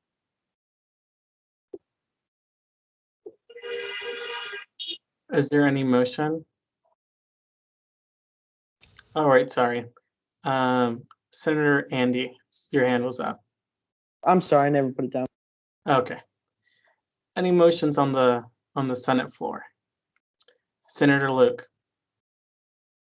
Point of information: is there a way we can advocate a candidate? You mean announce support for? Yeah, and the reason why. I don't think that's been done before. New president. May I be recognized? Yes, go ahead, Devin. Is there a motion? I second. I motion to recognize President Skinner. Second. Okay. You can. There is the possibility, and in fact, it's this is something that normally happens during legislation. Y'all could move into a period of closed discussion on the candidates to speak in favor of the candidates or to speak about any concerns you might have regarding the candidates, but they would be closed discussion, and so the candidates would need to leave the call until the closed discussion has concluded. At that time, you would make another motion to vote. Since the previous motion to vote had already concluded without a 2/3 majority, I think you would be in a place now where you could raise the new motion to enter into a period of closed discussion. Senator Luke. I would like to move to a period of closed discussion. Second. Okay, so we are now in a closed discussion. Actually, if I can do this right, I have the option to do a breakout room. Would you like to be in a Mr. Speaker? Yes. Just to clarify, so the senators know their rights, they have to either consent or there has to be a high threshold of vote, which I don't remember what that is, but that's going to be either 2/3 yes. or unanimous. A 2/3. Sorry, that was my mistake. Okay, so because we're going to period of closed discussion, there has to be a 2/3 simple majority, I believe. So I'm going to do roll call. Oh, there it is. Thank you, Andy. Closed discussion. If, just like before, if you're in favor, say yes, and if Is this not, for the breakout room or is this for closed the discussion. Okay. Yes, this is for closed discussion. Okay, Senator Maria Velasco. Aye. Or yes, sorry. Give me 1 second. Senator Andy. Aye. Senator River. Yes. Senator Yes. Alejandro, Yes. Senator Grant, Yes. Senator Maria Larson, Yes. Senator Sophia Van Wareth, Yes. Senator Luke, Yes. Senator Victoria,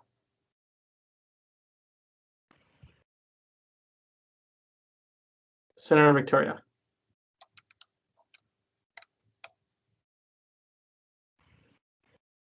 Point of information, Mr. Speaker.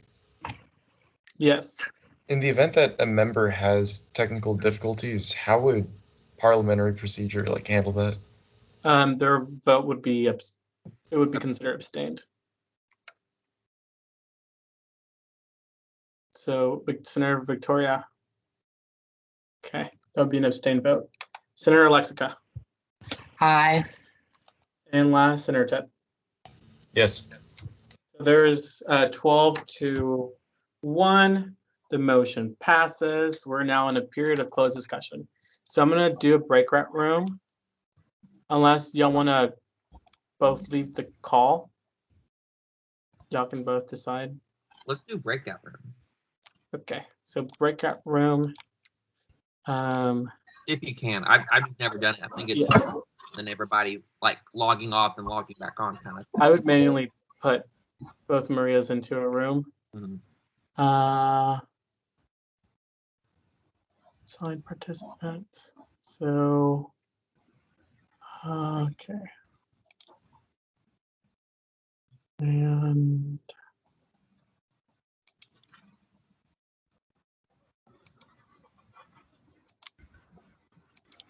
interesting.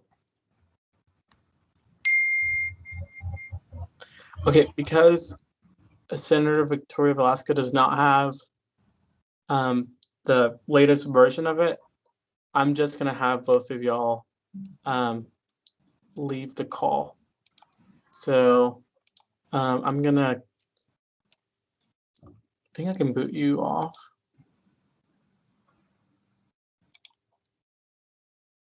Or they can just hit end. And I just can, pay. I can. You can let me know when to come back. Okay. I'm checking my participant list, just making sure that no one's there.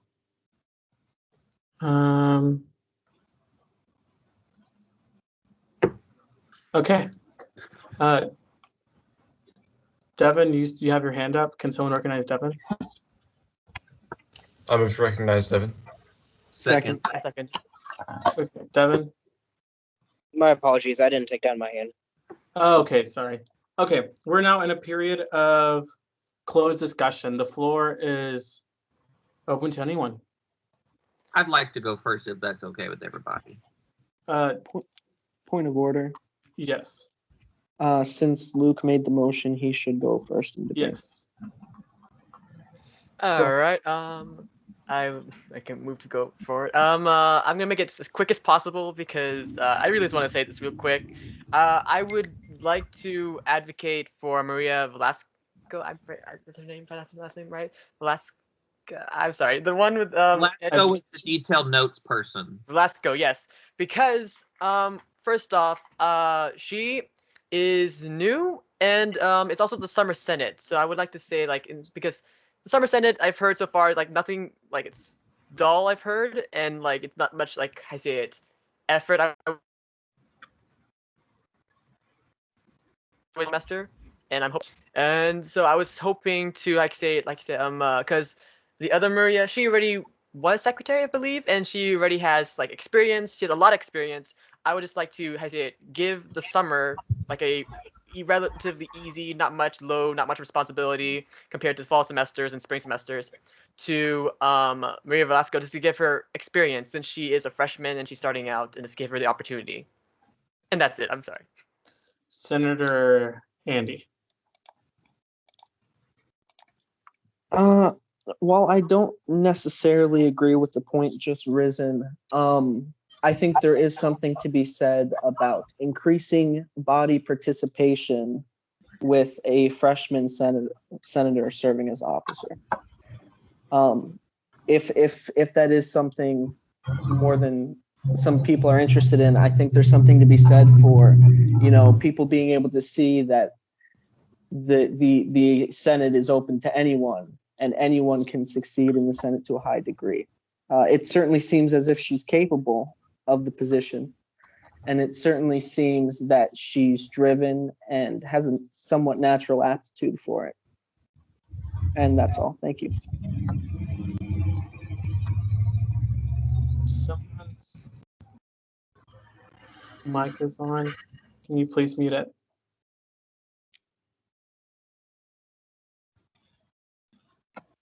I can.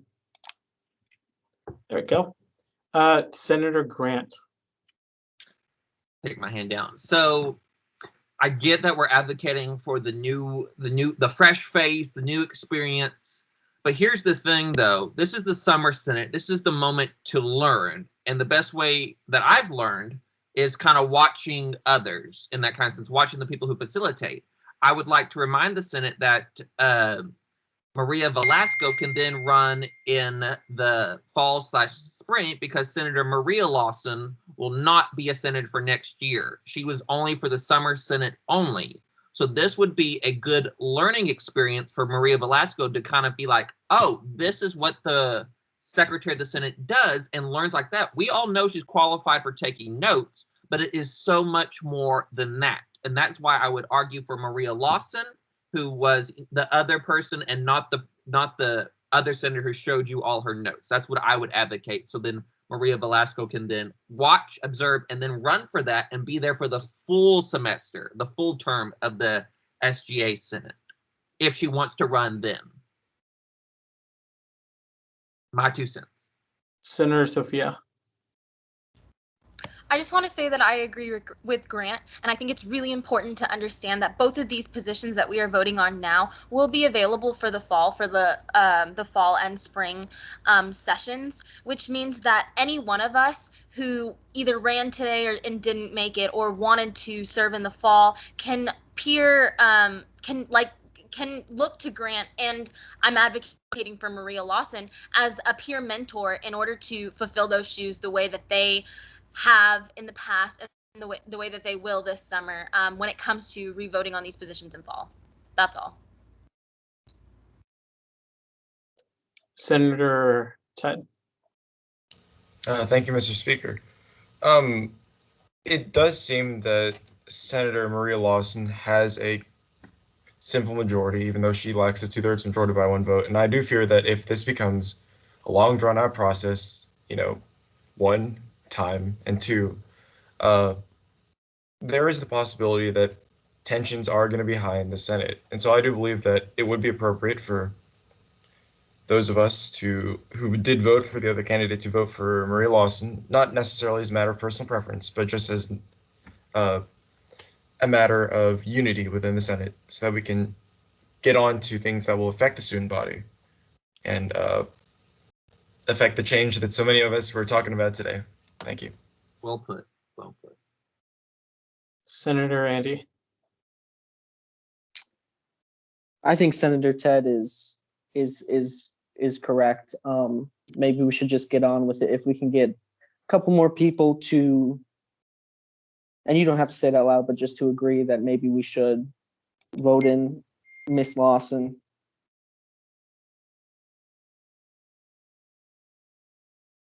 Okay. Any more discussion points?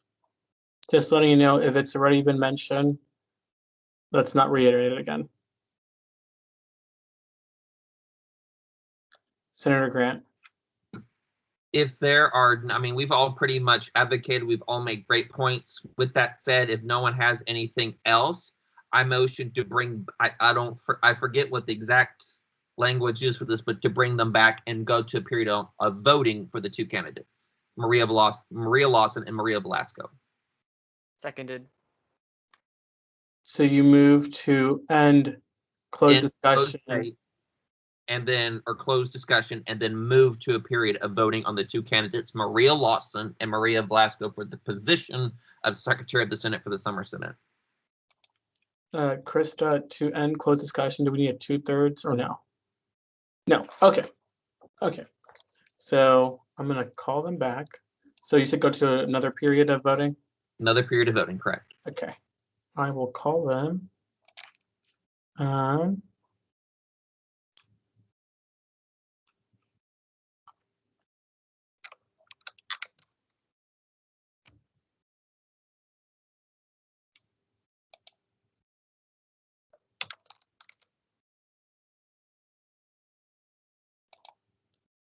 I have sent both of them requests to rejoin the call.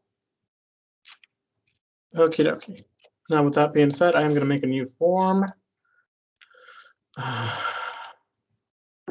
Get the jam going.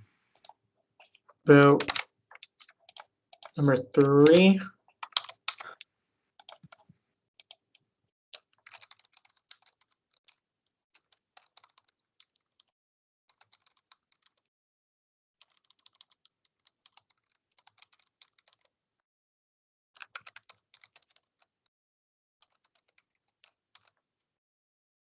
And Maria. Both Marias are back. Yay. Okay. So I am gonna drop in this in the chat. I'm gonna continue playing music. I am gonna step out for just a little bit. I'll be back and use the restroom. But the link is in the chat.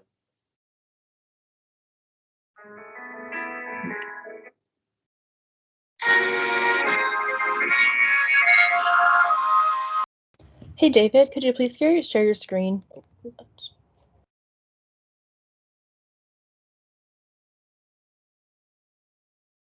Sorry? Oh, I was going to ask if you could share your screen with the photos again. Of course I can. I can leave that there. Thank you. Of course. So I'm going to share my screen. Like I said, I am going to be quick. So if you don't, I will turn my camera and unmute myself whenever I come back.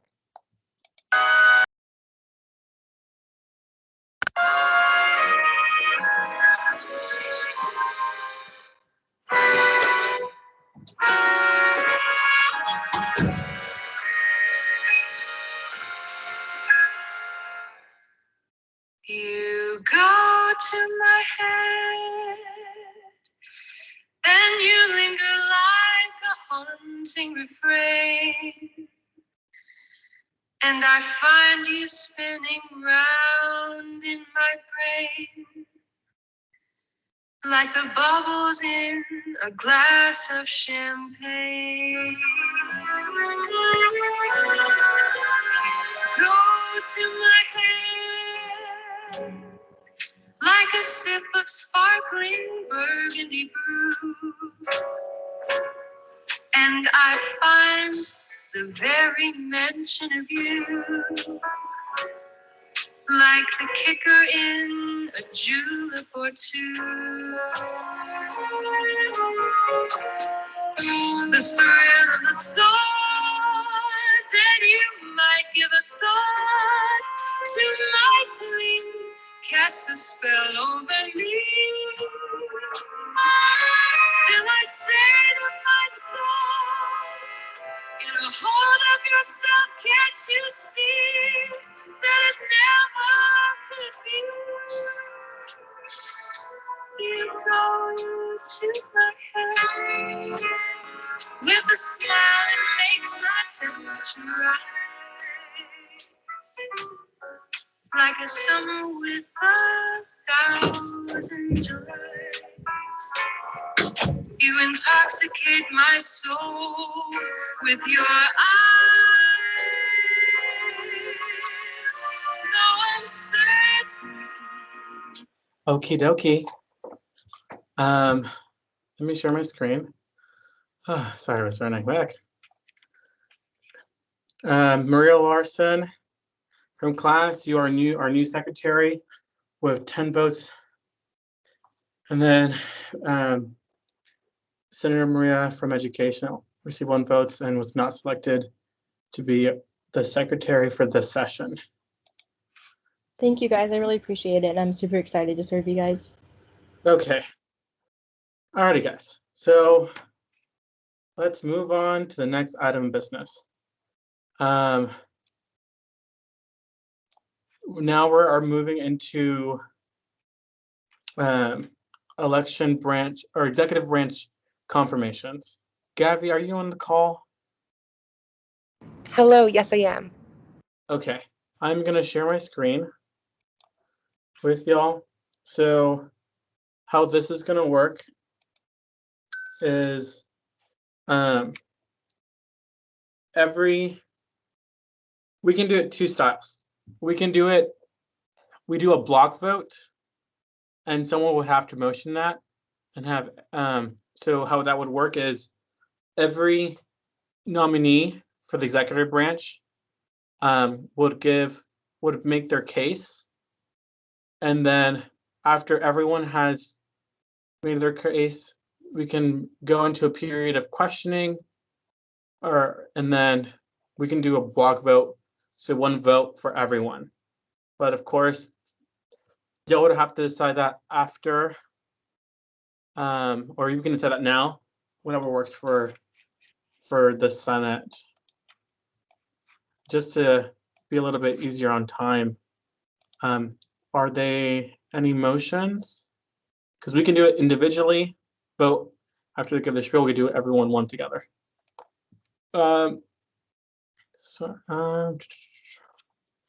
President Skinner. Can someone recognize Devin? I recognize President Devin. I Is there second. a second? Okay. Devin, you have the floor.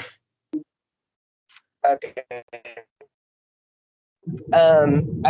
We're going to get to the nomination disclosure at one point. I know it's going to look a little silly, but David will play a video of me. That's just because I don't want to ad-lib any of what's in that video.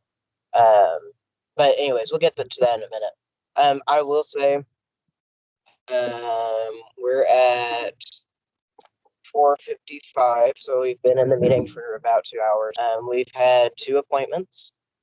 We have 7 more that require a 2/3 vote. So I'm just throwing that out there. You as a Senate can take whatever action you feel is appropriate. But do bear in mind it's been 2 hours, 2 appointments, and we've got 7 more requiring the same threshold. I would just say keep that in mind. Okay. Senator Grant. Your hand's raised.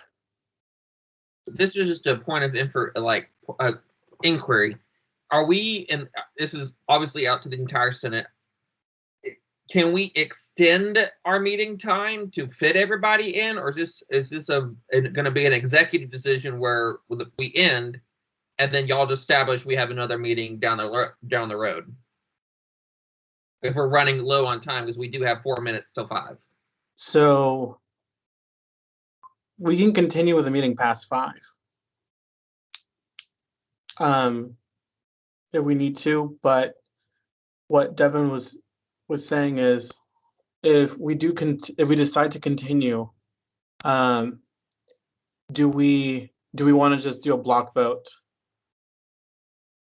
I would argue that we need to do it individually so we can ask questions and not be like, oh, I'm going to interrupt you because you were not recognized.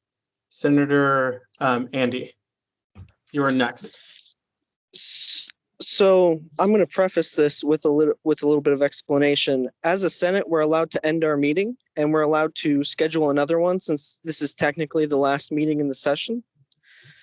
Therefore, I argue to adjourn the meeting until a date which is I motion to adjourn the meeting until next Wednesday at the same time. Objection. Give me 1 second. Yes, go ahead, Grant. I say we just get this out now, but if another senator has a time crunch, like I have to leave at 5, I would then say, okay, then we'll talk about it then. But if no other senator has a time crunch, since we are approving the executive branch, it should take time to consider each position that they will be holding.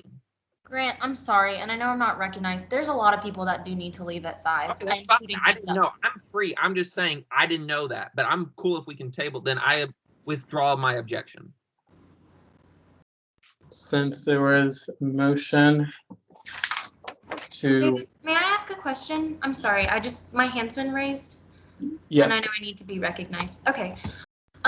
I know these are, like, the executive positions are paid campus positions.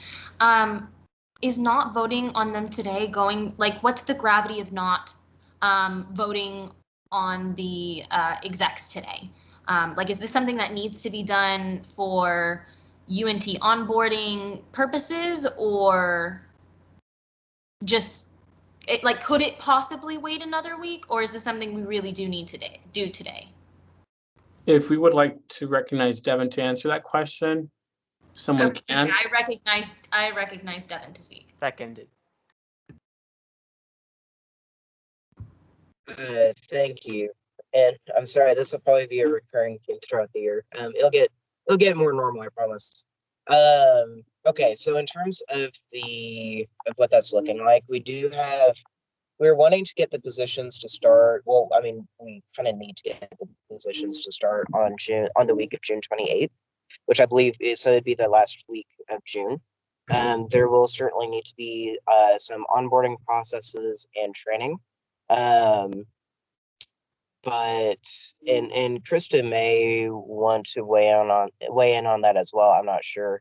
I think the sooner the better. But that being said, again, I don't know if Krista has something to say. I say the sooner the better. I think if we wait 1 week, it's possible. It's just not ideal. But I think Krista might have a little bit more information on the onboarding and the specifics of that.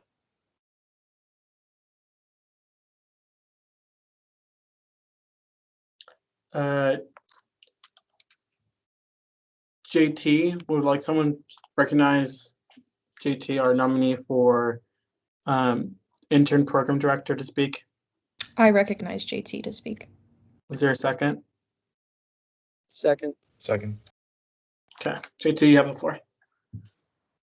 Okay, how's everybody doing? I just want to say, like, from our perspective as an exec member, as somebody who was formerly in the Senate, I would just like to say it would be nice if we could get these out the way today. I think the Senate today did spend 2 hours on approving just 2 positions, and that's unfair to the incoming exec if we can't get that transition underway. And also it's unfair to us if we have jobs or outside things that we do. It's unfair to exec to sit here and thinking we're going to get this done today and not be able to do it. And that's kind of frustrating, especially on the back end if it puts us behind on what we scheduled or plan to do. So if everybody could sit here and we could get it done in a timely fashion, that would be nice. That's just my 2 cents. And I know as a former senator, we just can't spend 2 hours on debate and on 2 positions. So that's just my outlook on it. Senator Maria Velasco. Thank you, David. I move that we allow for block voting, therefore allowing each executive nominee to have, I would limit, honestly, at a minute each person say their 2 cents and then move on to a period of block voting to, as JT said, kind of take into account that we did reserve this block of time for this for the entire agenda, and like JT said, is not fair to them, and having to people have jobs and outside lives, and if we were to move it to next week, some people don't have within enough time notice to let their jobs know, and kind of move around that. So the fact that we were all able to get here today, like JT said, I think we should just knock it out. So reiterating, I would like to move to a period of block voting and limit each executive candidate to 1 minute, and then vote right after. I Is there a object. second? Maria, do you object? Point of order. There's. Okay. Senator Andy, go ahead. Can I say why I objected real quick? Yes. I just think we should make sure that we're going to have enough senators who are able to stay past 5, because if like 5 people have to leave, then that will mess up quorum. So before we make any decisions, I think we should at least get a head count of who's able to stay, because if there's less than 2/3 even here, then we can't move forward. But I definitely acknowledge what you're saying, JT, and like I definitely understand that, because I know you guys sat here for 2 hours and listened to us. But I think just for logistic purposes, we need to make sure that enough people will be here first. Senator Andy, you had a point of order. There's a disposed of. The motion to adjourn specifically.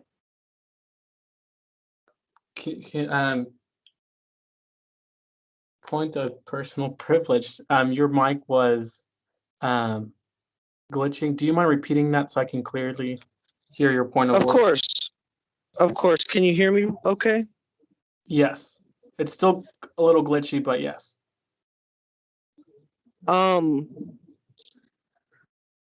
There's a motion on the table that hasn't been well, now there's 2 motions on the table, but the motion to adjourn takes precedence over other motions. So that needs to be disposed of before we move on to other business. Alrighty. I believe it needs a 2/3 vote to adjourn. Much simple. Are you sure it's not majority?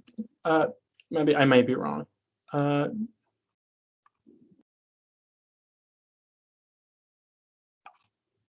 Give me 1 second.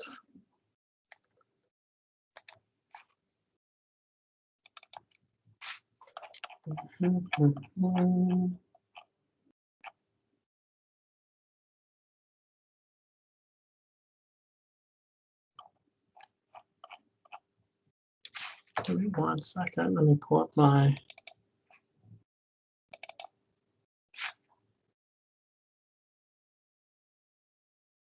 It's a majority vote. Sorry, Andy. Yes. So we'll take place that motion first. The motion, did it get a second? I believe it got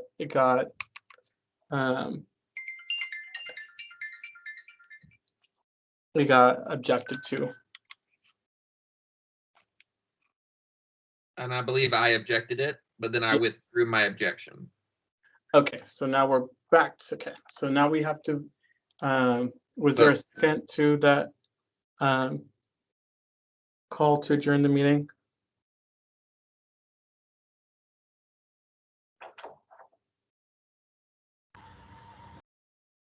There is no second. I second. You second. Okay. So we will take a vote if it already vote, which is 50 plus 1. Then this meeting will be adjourned until next time we decide to do next. Can someone recognize Casey Jimenez? I recognize Casey Jimenez. Seconded. Second. Yes, Casey. Hello, everyone. If you don't know me, I'm the nominee for Chief of Staff. We do have that, just before y'all vote, I do want to point out that we're hoping to start our actual jobs on June 28th if we are appointed. So before you vote, next week we do have a lot of conflict issues with a lot of the executive staff. We had a little bit of heads up with this meeting. So we had, I think just about everyone took off of work or had people leave their housing. So I would appreciate if you're able to vote to see if we can get this done today. I appreciate y'all. That's it. And then, can someone recognize Alexis Hawkins? She's our nominee for. Yes. Do we have a second? Victoria seconds. Go ahead, Alexis. Yes, hi. My name is Alexis Hawkins. I have a conflict of interest with that because I do work 2 jobs. And sorry, I get nervous. As he said prior to this, I do have other priorities. Not saying the SGA is not a priority, but I was prepared for this, and I don't know.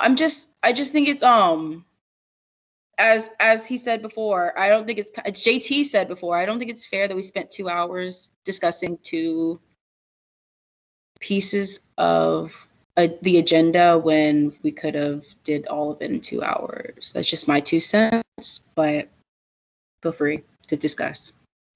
Okay. So,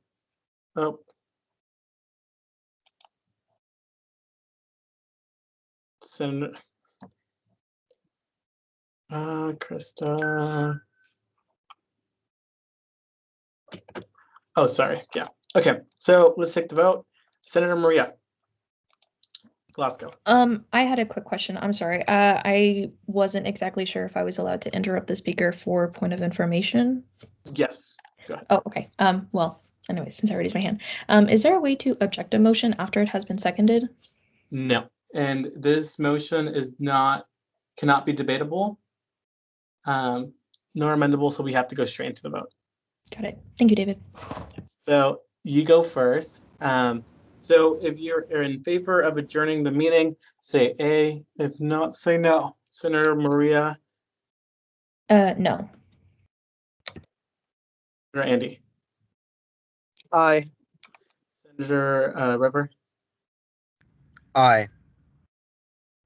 Senator Alejandro.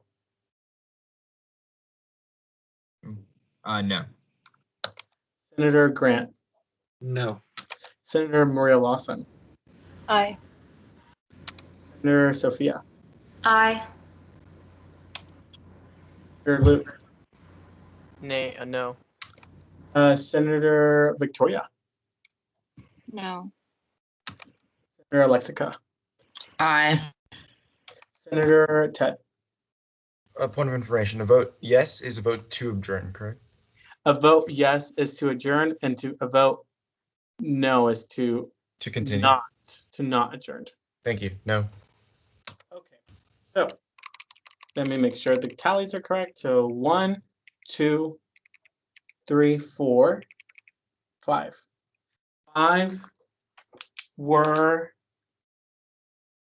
in the negative. 6 were in the affirmative. So the motion to adjourn fails.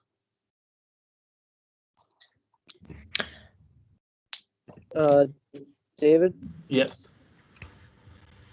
you're saying 6 were in the positive and that it's a majority vote? So what I meant was, there were 6 people that said to adjourned. Sorry. And I flipped it. And 5 people said they wanted to adjourn.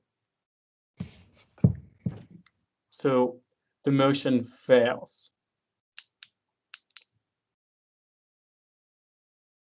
Since the motion has failed, we can continue with our agenda. We have hands. Alexis. Can someone recognize Alexis to I recognize her. Who seconds? Second. My apologies, my hand was still raised. Okay. Senator Maria Lawson.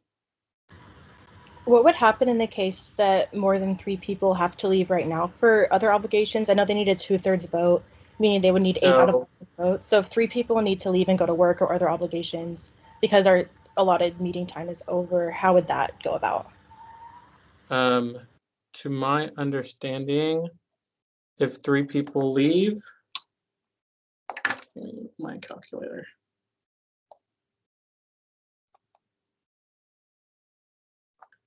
We will still be in quorum, and those 8 senators that do stay, those meet the 2/3 majority vote. If you do leave, please leave in the chat that you are leaving, but just letting you know, your vote will be all abstained since you left. Unless, or no, sorry. Krista, go ahead. Can someone recognize Krista to speak? I recognize Krista to speak. Seconded. Thanks, y'all. Hi, I'm the advisor. Nice to see you all. Constitution says that obviously you need quorum, but vote counts for to confirm executive is a simple 2/3, which means it's of the people who are present. So that you have to leave as long as you have quorum is okay. Yes. Thank you. That clears things up. Sorry, that was my mistake. Okay. So, Grant. Okay, since the adjournment failed to pass, I move that we go to a period of like where we have the block party thing. The block voting, not block party, block voting. Okay, so you move to approve the executive branch nominees through a block vote. Correct. I second. Okay. Point of Speaker, may I be information. Yes, Andy. I'm not really sure what block voting entails. Could that be explained a little more? Yes. So block voting, we did this. This is precedents from last year. So one vote would approve or deny all nominees to the executive branch. So essentially, every nominee would have their little spiel, and then they would all be approved or denied through one vote. So just to clarify, if the vote fails, all of the nominees are denied. That's correct. Thank you. Can someone recognize Devin to speak? Recognize Devin to speak. Can someone second it? Do we have a second? River, or thank you. Devin. Thanks. Yeah, I was just gonna provide a little bit of context. Y'all would also have the ability to question the nominees as a collective. So don't feel like that opportunity is being taken away from you through this process. You still have the opportunity to vet the candidates as thoroughly as if it were one-on-one. But this significantly will cut down on the voting time and, this when we go through possibly closed discussion, it'll cut down on that. So that is an opportunity for you. It's the Senate's decision, but at this point, it would be my recommendation that we continue with that procedure. Can someone recognize Krista to speak? I recognize Krista. Seconded. Hey, y'all, I try not to get too involved, but let me just give you another suggestion. Somebody make a motion for X minute speeches, 1 minute speeches, 2 minute speeches, whatever it may be, and X number of minutes of questioning per candidate, all right? And then just go through all of them. At the very end, if you feel pretty good about all of them, somebody can make a motion to move a motion for block voting. I wouldn't make it now, because maybe you like some and you don't like others. Otherwise, we're wasting our time right now. So somebody make a motion for however many minute speeches and however many minute questions, go through all of them, and then make the decision on the block vote. Somebody make that motion later. Point of order. Yes. I already made that motion, and I also did specify limiting 1 minute per speech in each candidate. I don't think your motion was accepted, though, because we were in the adjournment motion. So make the motion now. Okay. Sorry. Okay. So Grant made a motion already to do block voting, and there was a second. We did not vote on it. So, Grant, do you want to continue or withdraw? I'd like to withdraw my motion. Okay, perfect. Alrighty. Now, new motions can be presented on the floor. Well, but we do have hands raised. Let's go with Senator Maria Velasco. And thank you. So I motion to move to a period of block voting, once again limiting candidates to 1 minute. Wait, hold on. That was wrong. Okay. Point of information. Yes. Can I have some advice on how to? I've got you, Maria. Yeah, I withdraw my motion. Grant's got it. Okay, so I would like to go to a period of like where each executive member speaks for 1 minute, and then we go to a period of questioning for 2 minutes apiece. 1 minute for speaking, and then we get to ask them a question for 2 minutes. Okay. If any is a question, but 1 minute, 2 minute, that's it. Second. Seconded. So it was Grant moved to each executive branch nominee to speak for 1 minute, 1 minute spiel, and afterwards for 2 minutes per questioning for each senator. Correct. So each senator will be allotted 2 minutes. Just to be clear on that. Okay. Alrighty. We're gonna begin. If you are not able to say, senators that are not, please leave in the chat that you have left or you have left already, just so for record keeping I know, and not so I'm not going to be like, oh, we're missing votes. Okay, so we're going to start with our first executive branch nominee is Gavi Lott, and she's a nominee for communications director. And I am gonna, sorry, minute. Gavi, are you here? Yes, I am here. Okay, so I am gonna, whenever you start talking, your minute will begin. So yes. I'm also going to keep time just in case. All right. So starting off, I just want to introduce myself very briefly. My name is Gavi Lott. I use a she and they series of pronouns. I do want to contextualize myself to the Student Government Association before anything else. I've been in the Communications Committee under Amani Johnson, and then also the Career Trans by POC Advocacy Committee under Kalanji Ryan. I have extensive background in marketing, social media management, as well as communicative strategies and communication studies that I feel I'm aptly prepared for this position specifically. I do want to highlight 3 key areas that I am staking my nomination on, and that is inclusivity and accessibility of the Student Government Association, increasing campus and specifically student involvement, and that is specific to social media and marketing strategies. And then finally, the organization not only within the Student Government Association itself, but also the organization of social media campaigns, social media strategies, and the social media accounts.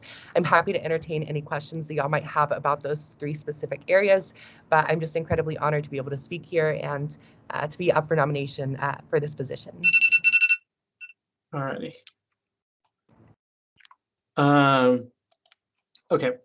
One thing I totally forgot to do earlier is Devin had a video for y'all for nomination disclosure forms. That's something that I totally slipped my mind. Before we move on to the next nomination, I'm going to play that little spiel. Can someone recognize Devin to speak? I recognize Devin to speak. Second.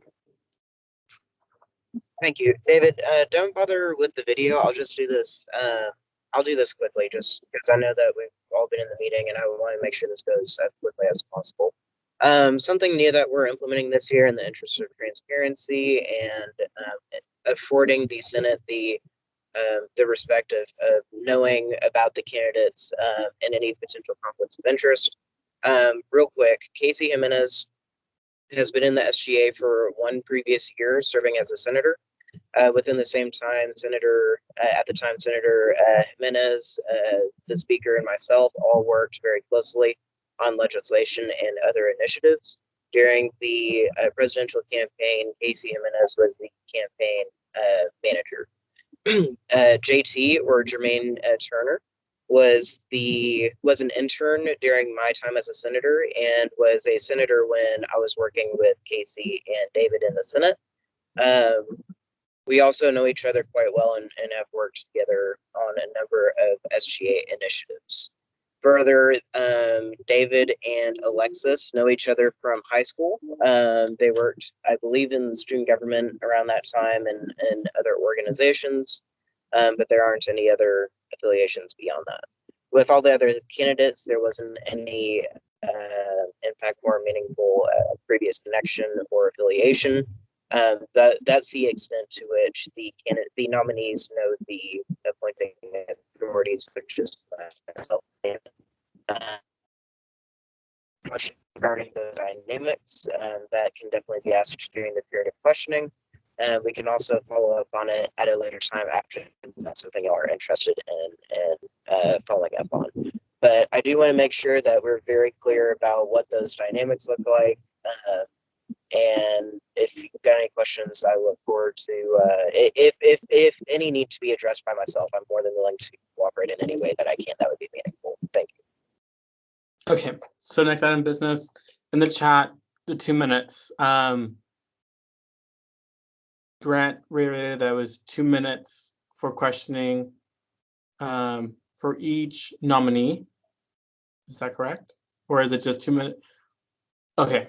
2 minutes in a whole, 1 minute to speak. That's all.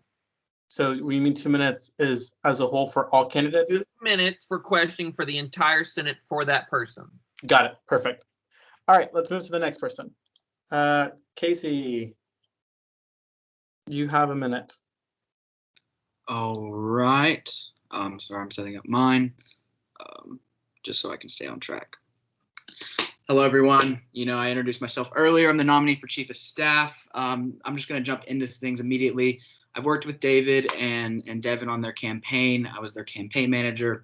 I worked with them and their dynamics a lot. So when it comes to the office life, I'm very prepared for what that dynamic looks like. I've worked in the Emergency Management and Safety Services office right now for UNT.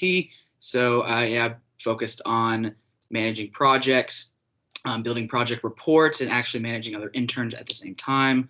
I've been administrative shadowing within an office of 6.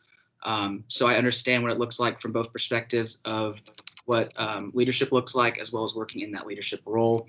And I'm very excited to work within the Chief of Staff position, hopefully, just because I'm able to manage offices very well as the biggest thing is the budget and the financial stuff. I am running out of time. If you have any questions, I'm more welcome to expand on anything. Okay. Alexis. I'm ready whenever you are, David. Go ahead. Hello, my name is Alexis Hawkins. I use the she, her pronouns.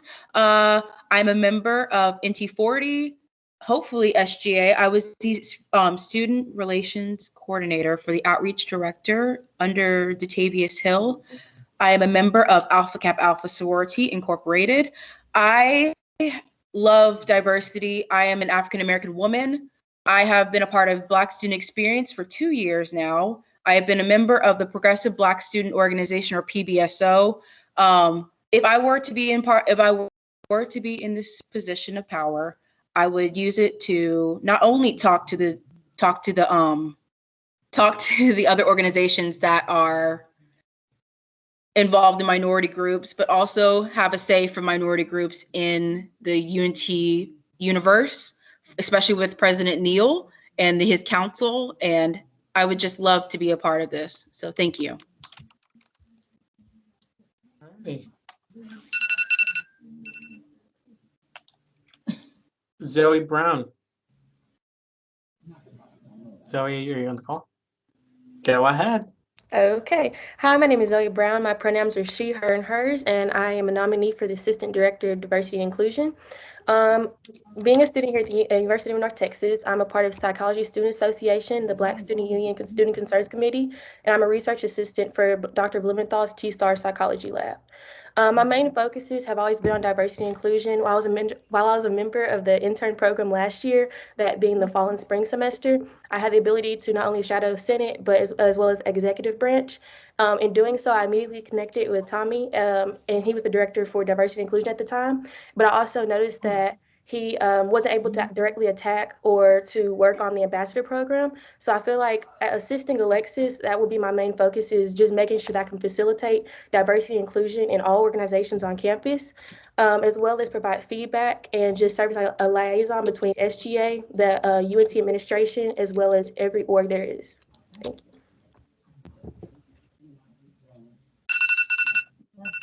Okie dokie. Maya. Hello, everyone. I'm Maya Stevens. I'm the nominee for the Outreach Director. I'm a pre-business major with a hospitality minor, and ever since the beginning of my academic career, I've always had a passion for being involved. I've been in any organization you can think of and held many leadership titles. My senior year, I finished as Spirit Club President, Drumline Captain, NHS Vice President, and Senior Class President. And in my first year of being at UNT, I completed the internship program with SGA. During the second semester, I shadowed Tavius Hill, who was the previous outreach director, and I also became a UPC member. So in my experience, I believe I've learned many skills that can attribute to this position. I've been able to plan campus-wide events with the purpose of being all-inclusive. I have ideas like I want to provide interactive surveys during the town hall to keep students engaged and actually make their voice like their time. Thank you for this opportunity for letting me, and I look forward to working with you guys. Alrighty. Isabella.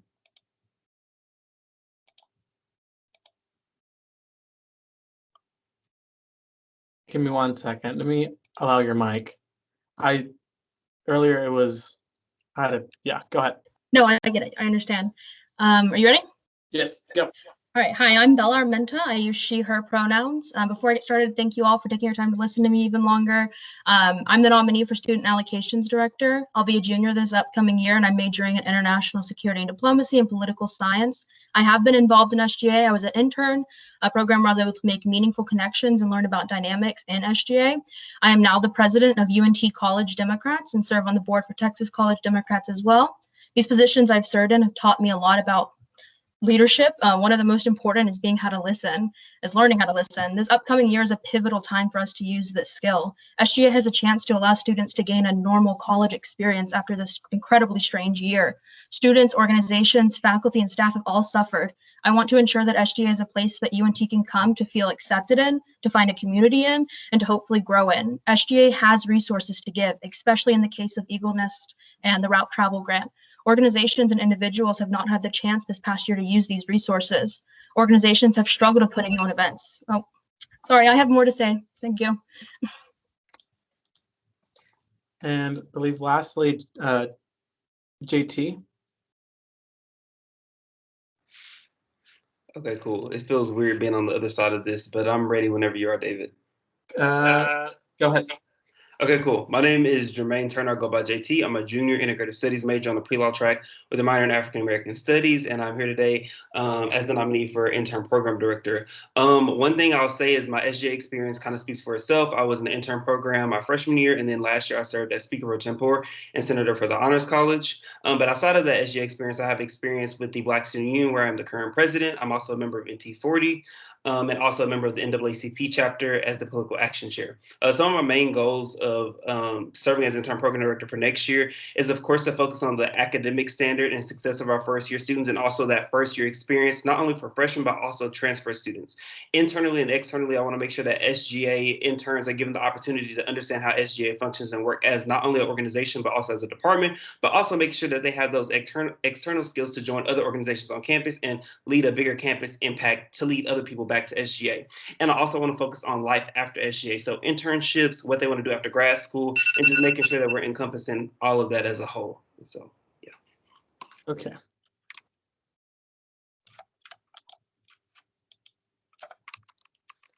All right. It was also motioned to have 2 minutes for questioning for each nominee. Oh, Andy, yes. You raise your hand. I raised my hand, but not for this nominee. Sorry. Okay, so we're starting off with Gabby, same order. 2 questions. Questions start now. Anyone has questions? No questions. So can I proceed? Anyone object? Okay.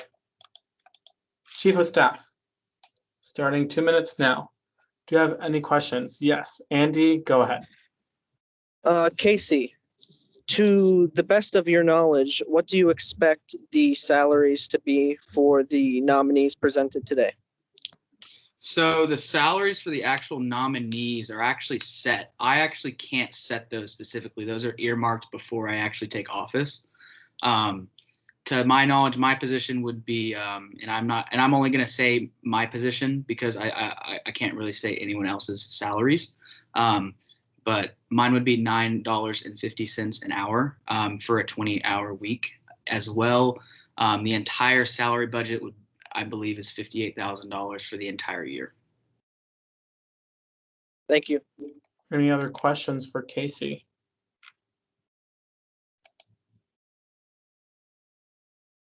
Any objections to continue to the next nominee?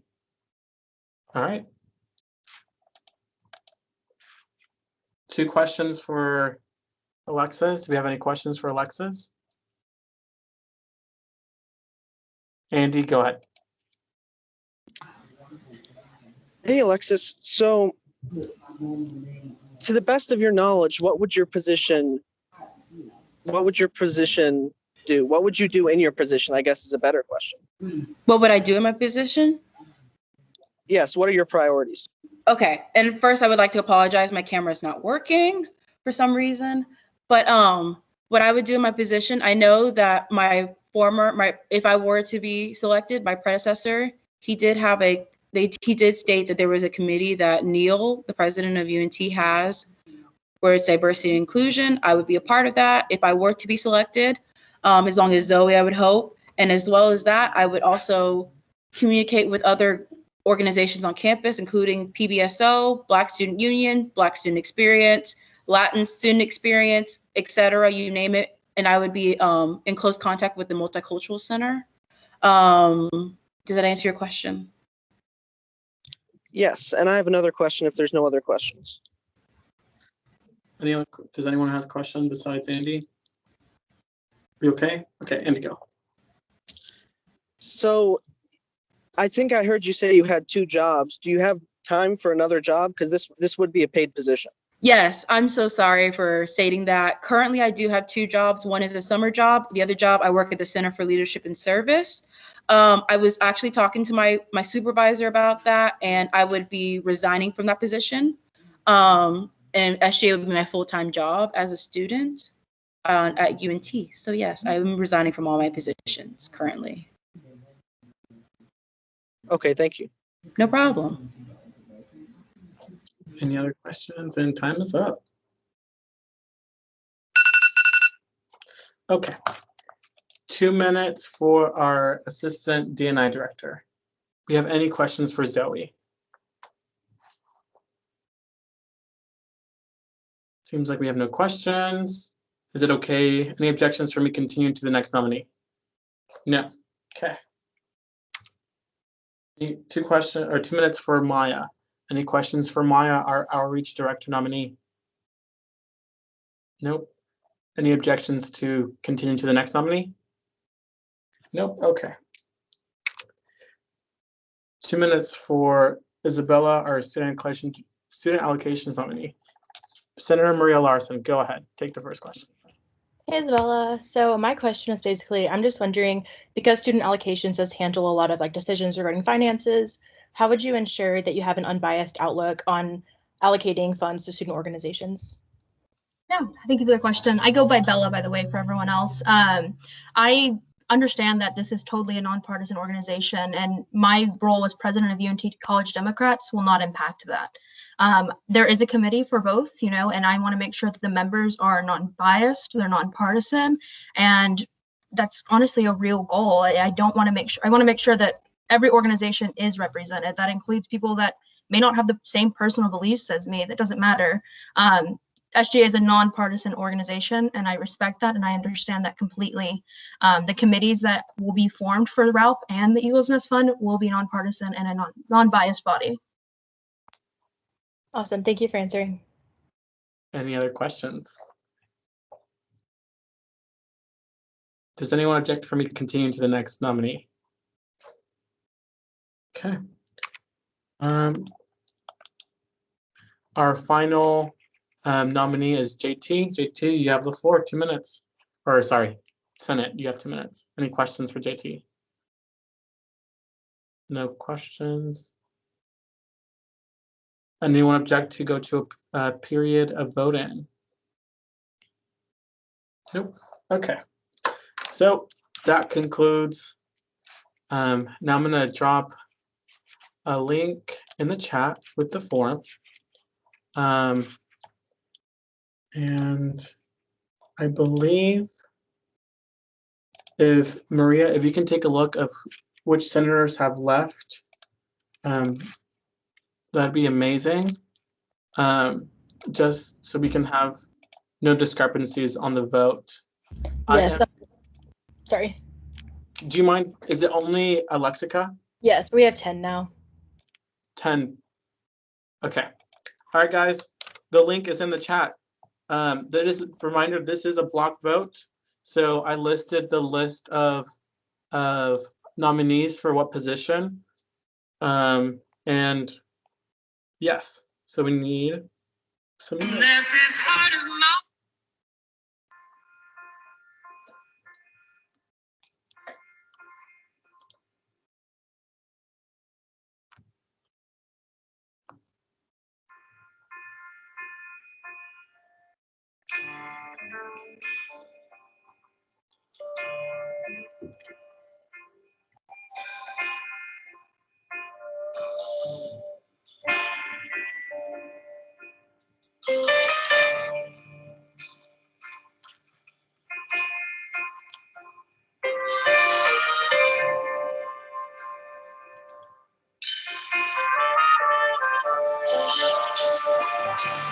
All right, the votes are in.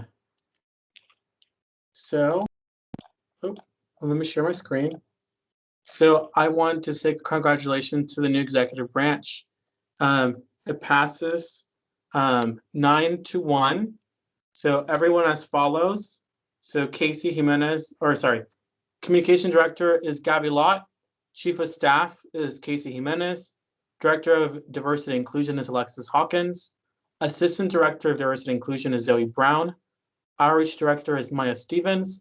Student Allocation Director is Isabella Armenta. And lastly, our Intern Program Director is Jermaine Turner. Thank y'all. And let me get my little, because I know we are crunched on time, I am gonna speed through the following. Okay, Senate expectations. Biggest thing that I have for y'all is being on time and respecting each other's time. That is something big on, something really, really big. It's making sure that we have an obligation as representatives of our constituencies to be punctual and to be an active member overall. Another big thing is respect towards each other. I know sometimes conversations can get heated, and my job is to make sure that order is upheld. I will not tolerate senators that are being out of order for any reason. Another thing is transparency. And me and Devin are very big on transparency, making sure that y'all, that there's no malicious anything. I think we've done a pretty good job so far on that front. Not got too much details of that. And Senate onboarding. I know that we had an optional meeting, and I know that this was a long meeting, and a lot of us don't know Robert's Rules of Order, and that's totally fine. We can have a one-on-one session with me. I know 2 senators have, Maria Velasco and Luke M. have both reached out to me for that one-on-one. The document is on Teams. It's pretty detailed. please read it. At the same time, that handbook, the onboarding handbook, is not binding and should not serve in the purpose of not reading governing documents. It's a responsibility to have an understanding of how our Constitution works and our bylaws. Okay, moving on. Executive reports. Devin, if you want to go ahead and give your executive report. Yeah. I promise I'll keep this brief because I know we've been here for quite a while. And before I do get into my report, I do appreciate the time and effort that all of the senators have put in to this meeting. You know, if you had to step out, I don't blame you. It's past what we were expecting. But I like to think of myself as a product of the Senate and do respect the intricacies and complicated nature of what can happen in the Senate meetings. This is only the first of many meetings, and it'll get smoother, I promise. But anyways, into the report. So we got inaugurated yesterday. So, you know, not a lot to talk about. We have obviously gotten our executive branch set up, and I would like to thank the Senate for their consideration of the nominees and for selecting the nominees which were presented. We are going to begin the onboarding and training process ASAP for these confirmed individuals. We've been looking at the Constitution and bylaws in terms of whether or not certain legislation actually made it into the product that's on the website. I think, David, you might go into it a little bit. I don't know if that was on your report, but that's something that we have been looking at. We've also been looking at organizing the office and certain online files. So right now we're just kind of trying to get into a place where we're able to operate. We've been having some meetings with administration. One of those included Senator River Bailey and Grant, and in a meeting with transportation. We also met with Paul Goebel in Money Management Services. And we've met with Kathleen Hobson, who's the director of the Pride Alliance, and we will be continuing to meet with people throughout the summer. If there's any senators who are interested in participating in those meetings, I would love for senators to be there. You know, we just got to work out the logistics and see if we can make that a reality. So that's kind of where we're at now. We're scheduling more meetings. We are also taking a look at the budget. As Casey mentioned, you know, he's got some specifics on that, but we're still very much in the developmental stage of that. Hopefully we'll have a little bit more information for y'all in the next meeting. So yeah, that's my officer report. Again, thank y'all so much for your hard work and dedication. I look forward to working with y'all throughout this next year. All right. Now it's my turn to give my executive report. Kind of, like I said, brief and straight to the point. Devin mentioned that I am updating our government documents, making sure that formatting is good, and anything that hasn't been updated is updated and added since our past administration. So any bills that were introduced, I know there was a couple that the current bylaws and Constitution don't have on the website. So I want to make sure that's added. And of course, once that's done, I will email y'all with that. If there's any other things that was messed out, we might, I will email you with sorry. If there's a lot of errors or anything, we will definitely introduce a bylaw amendment just to make sure that the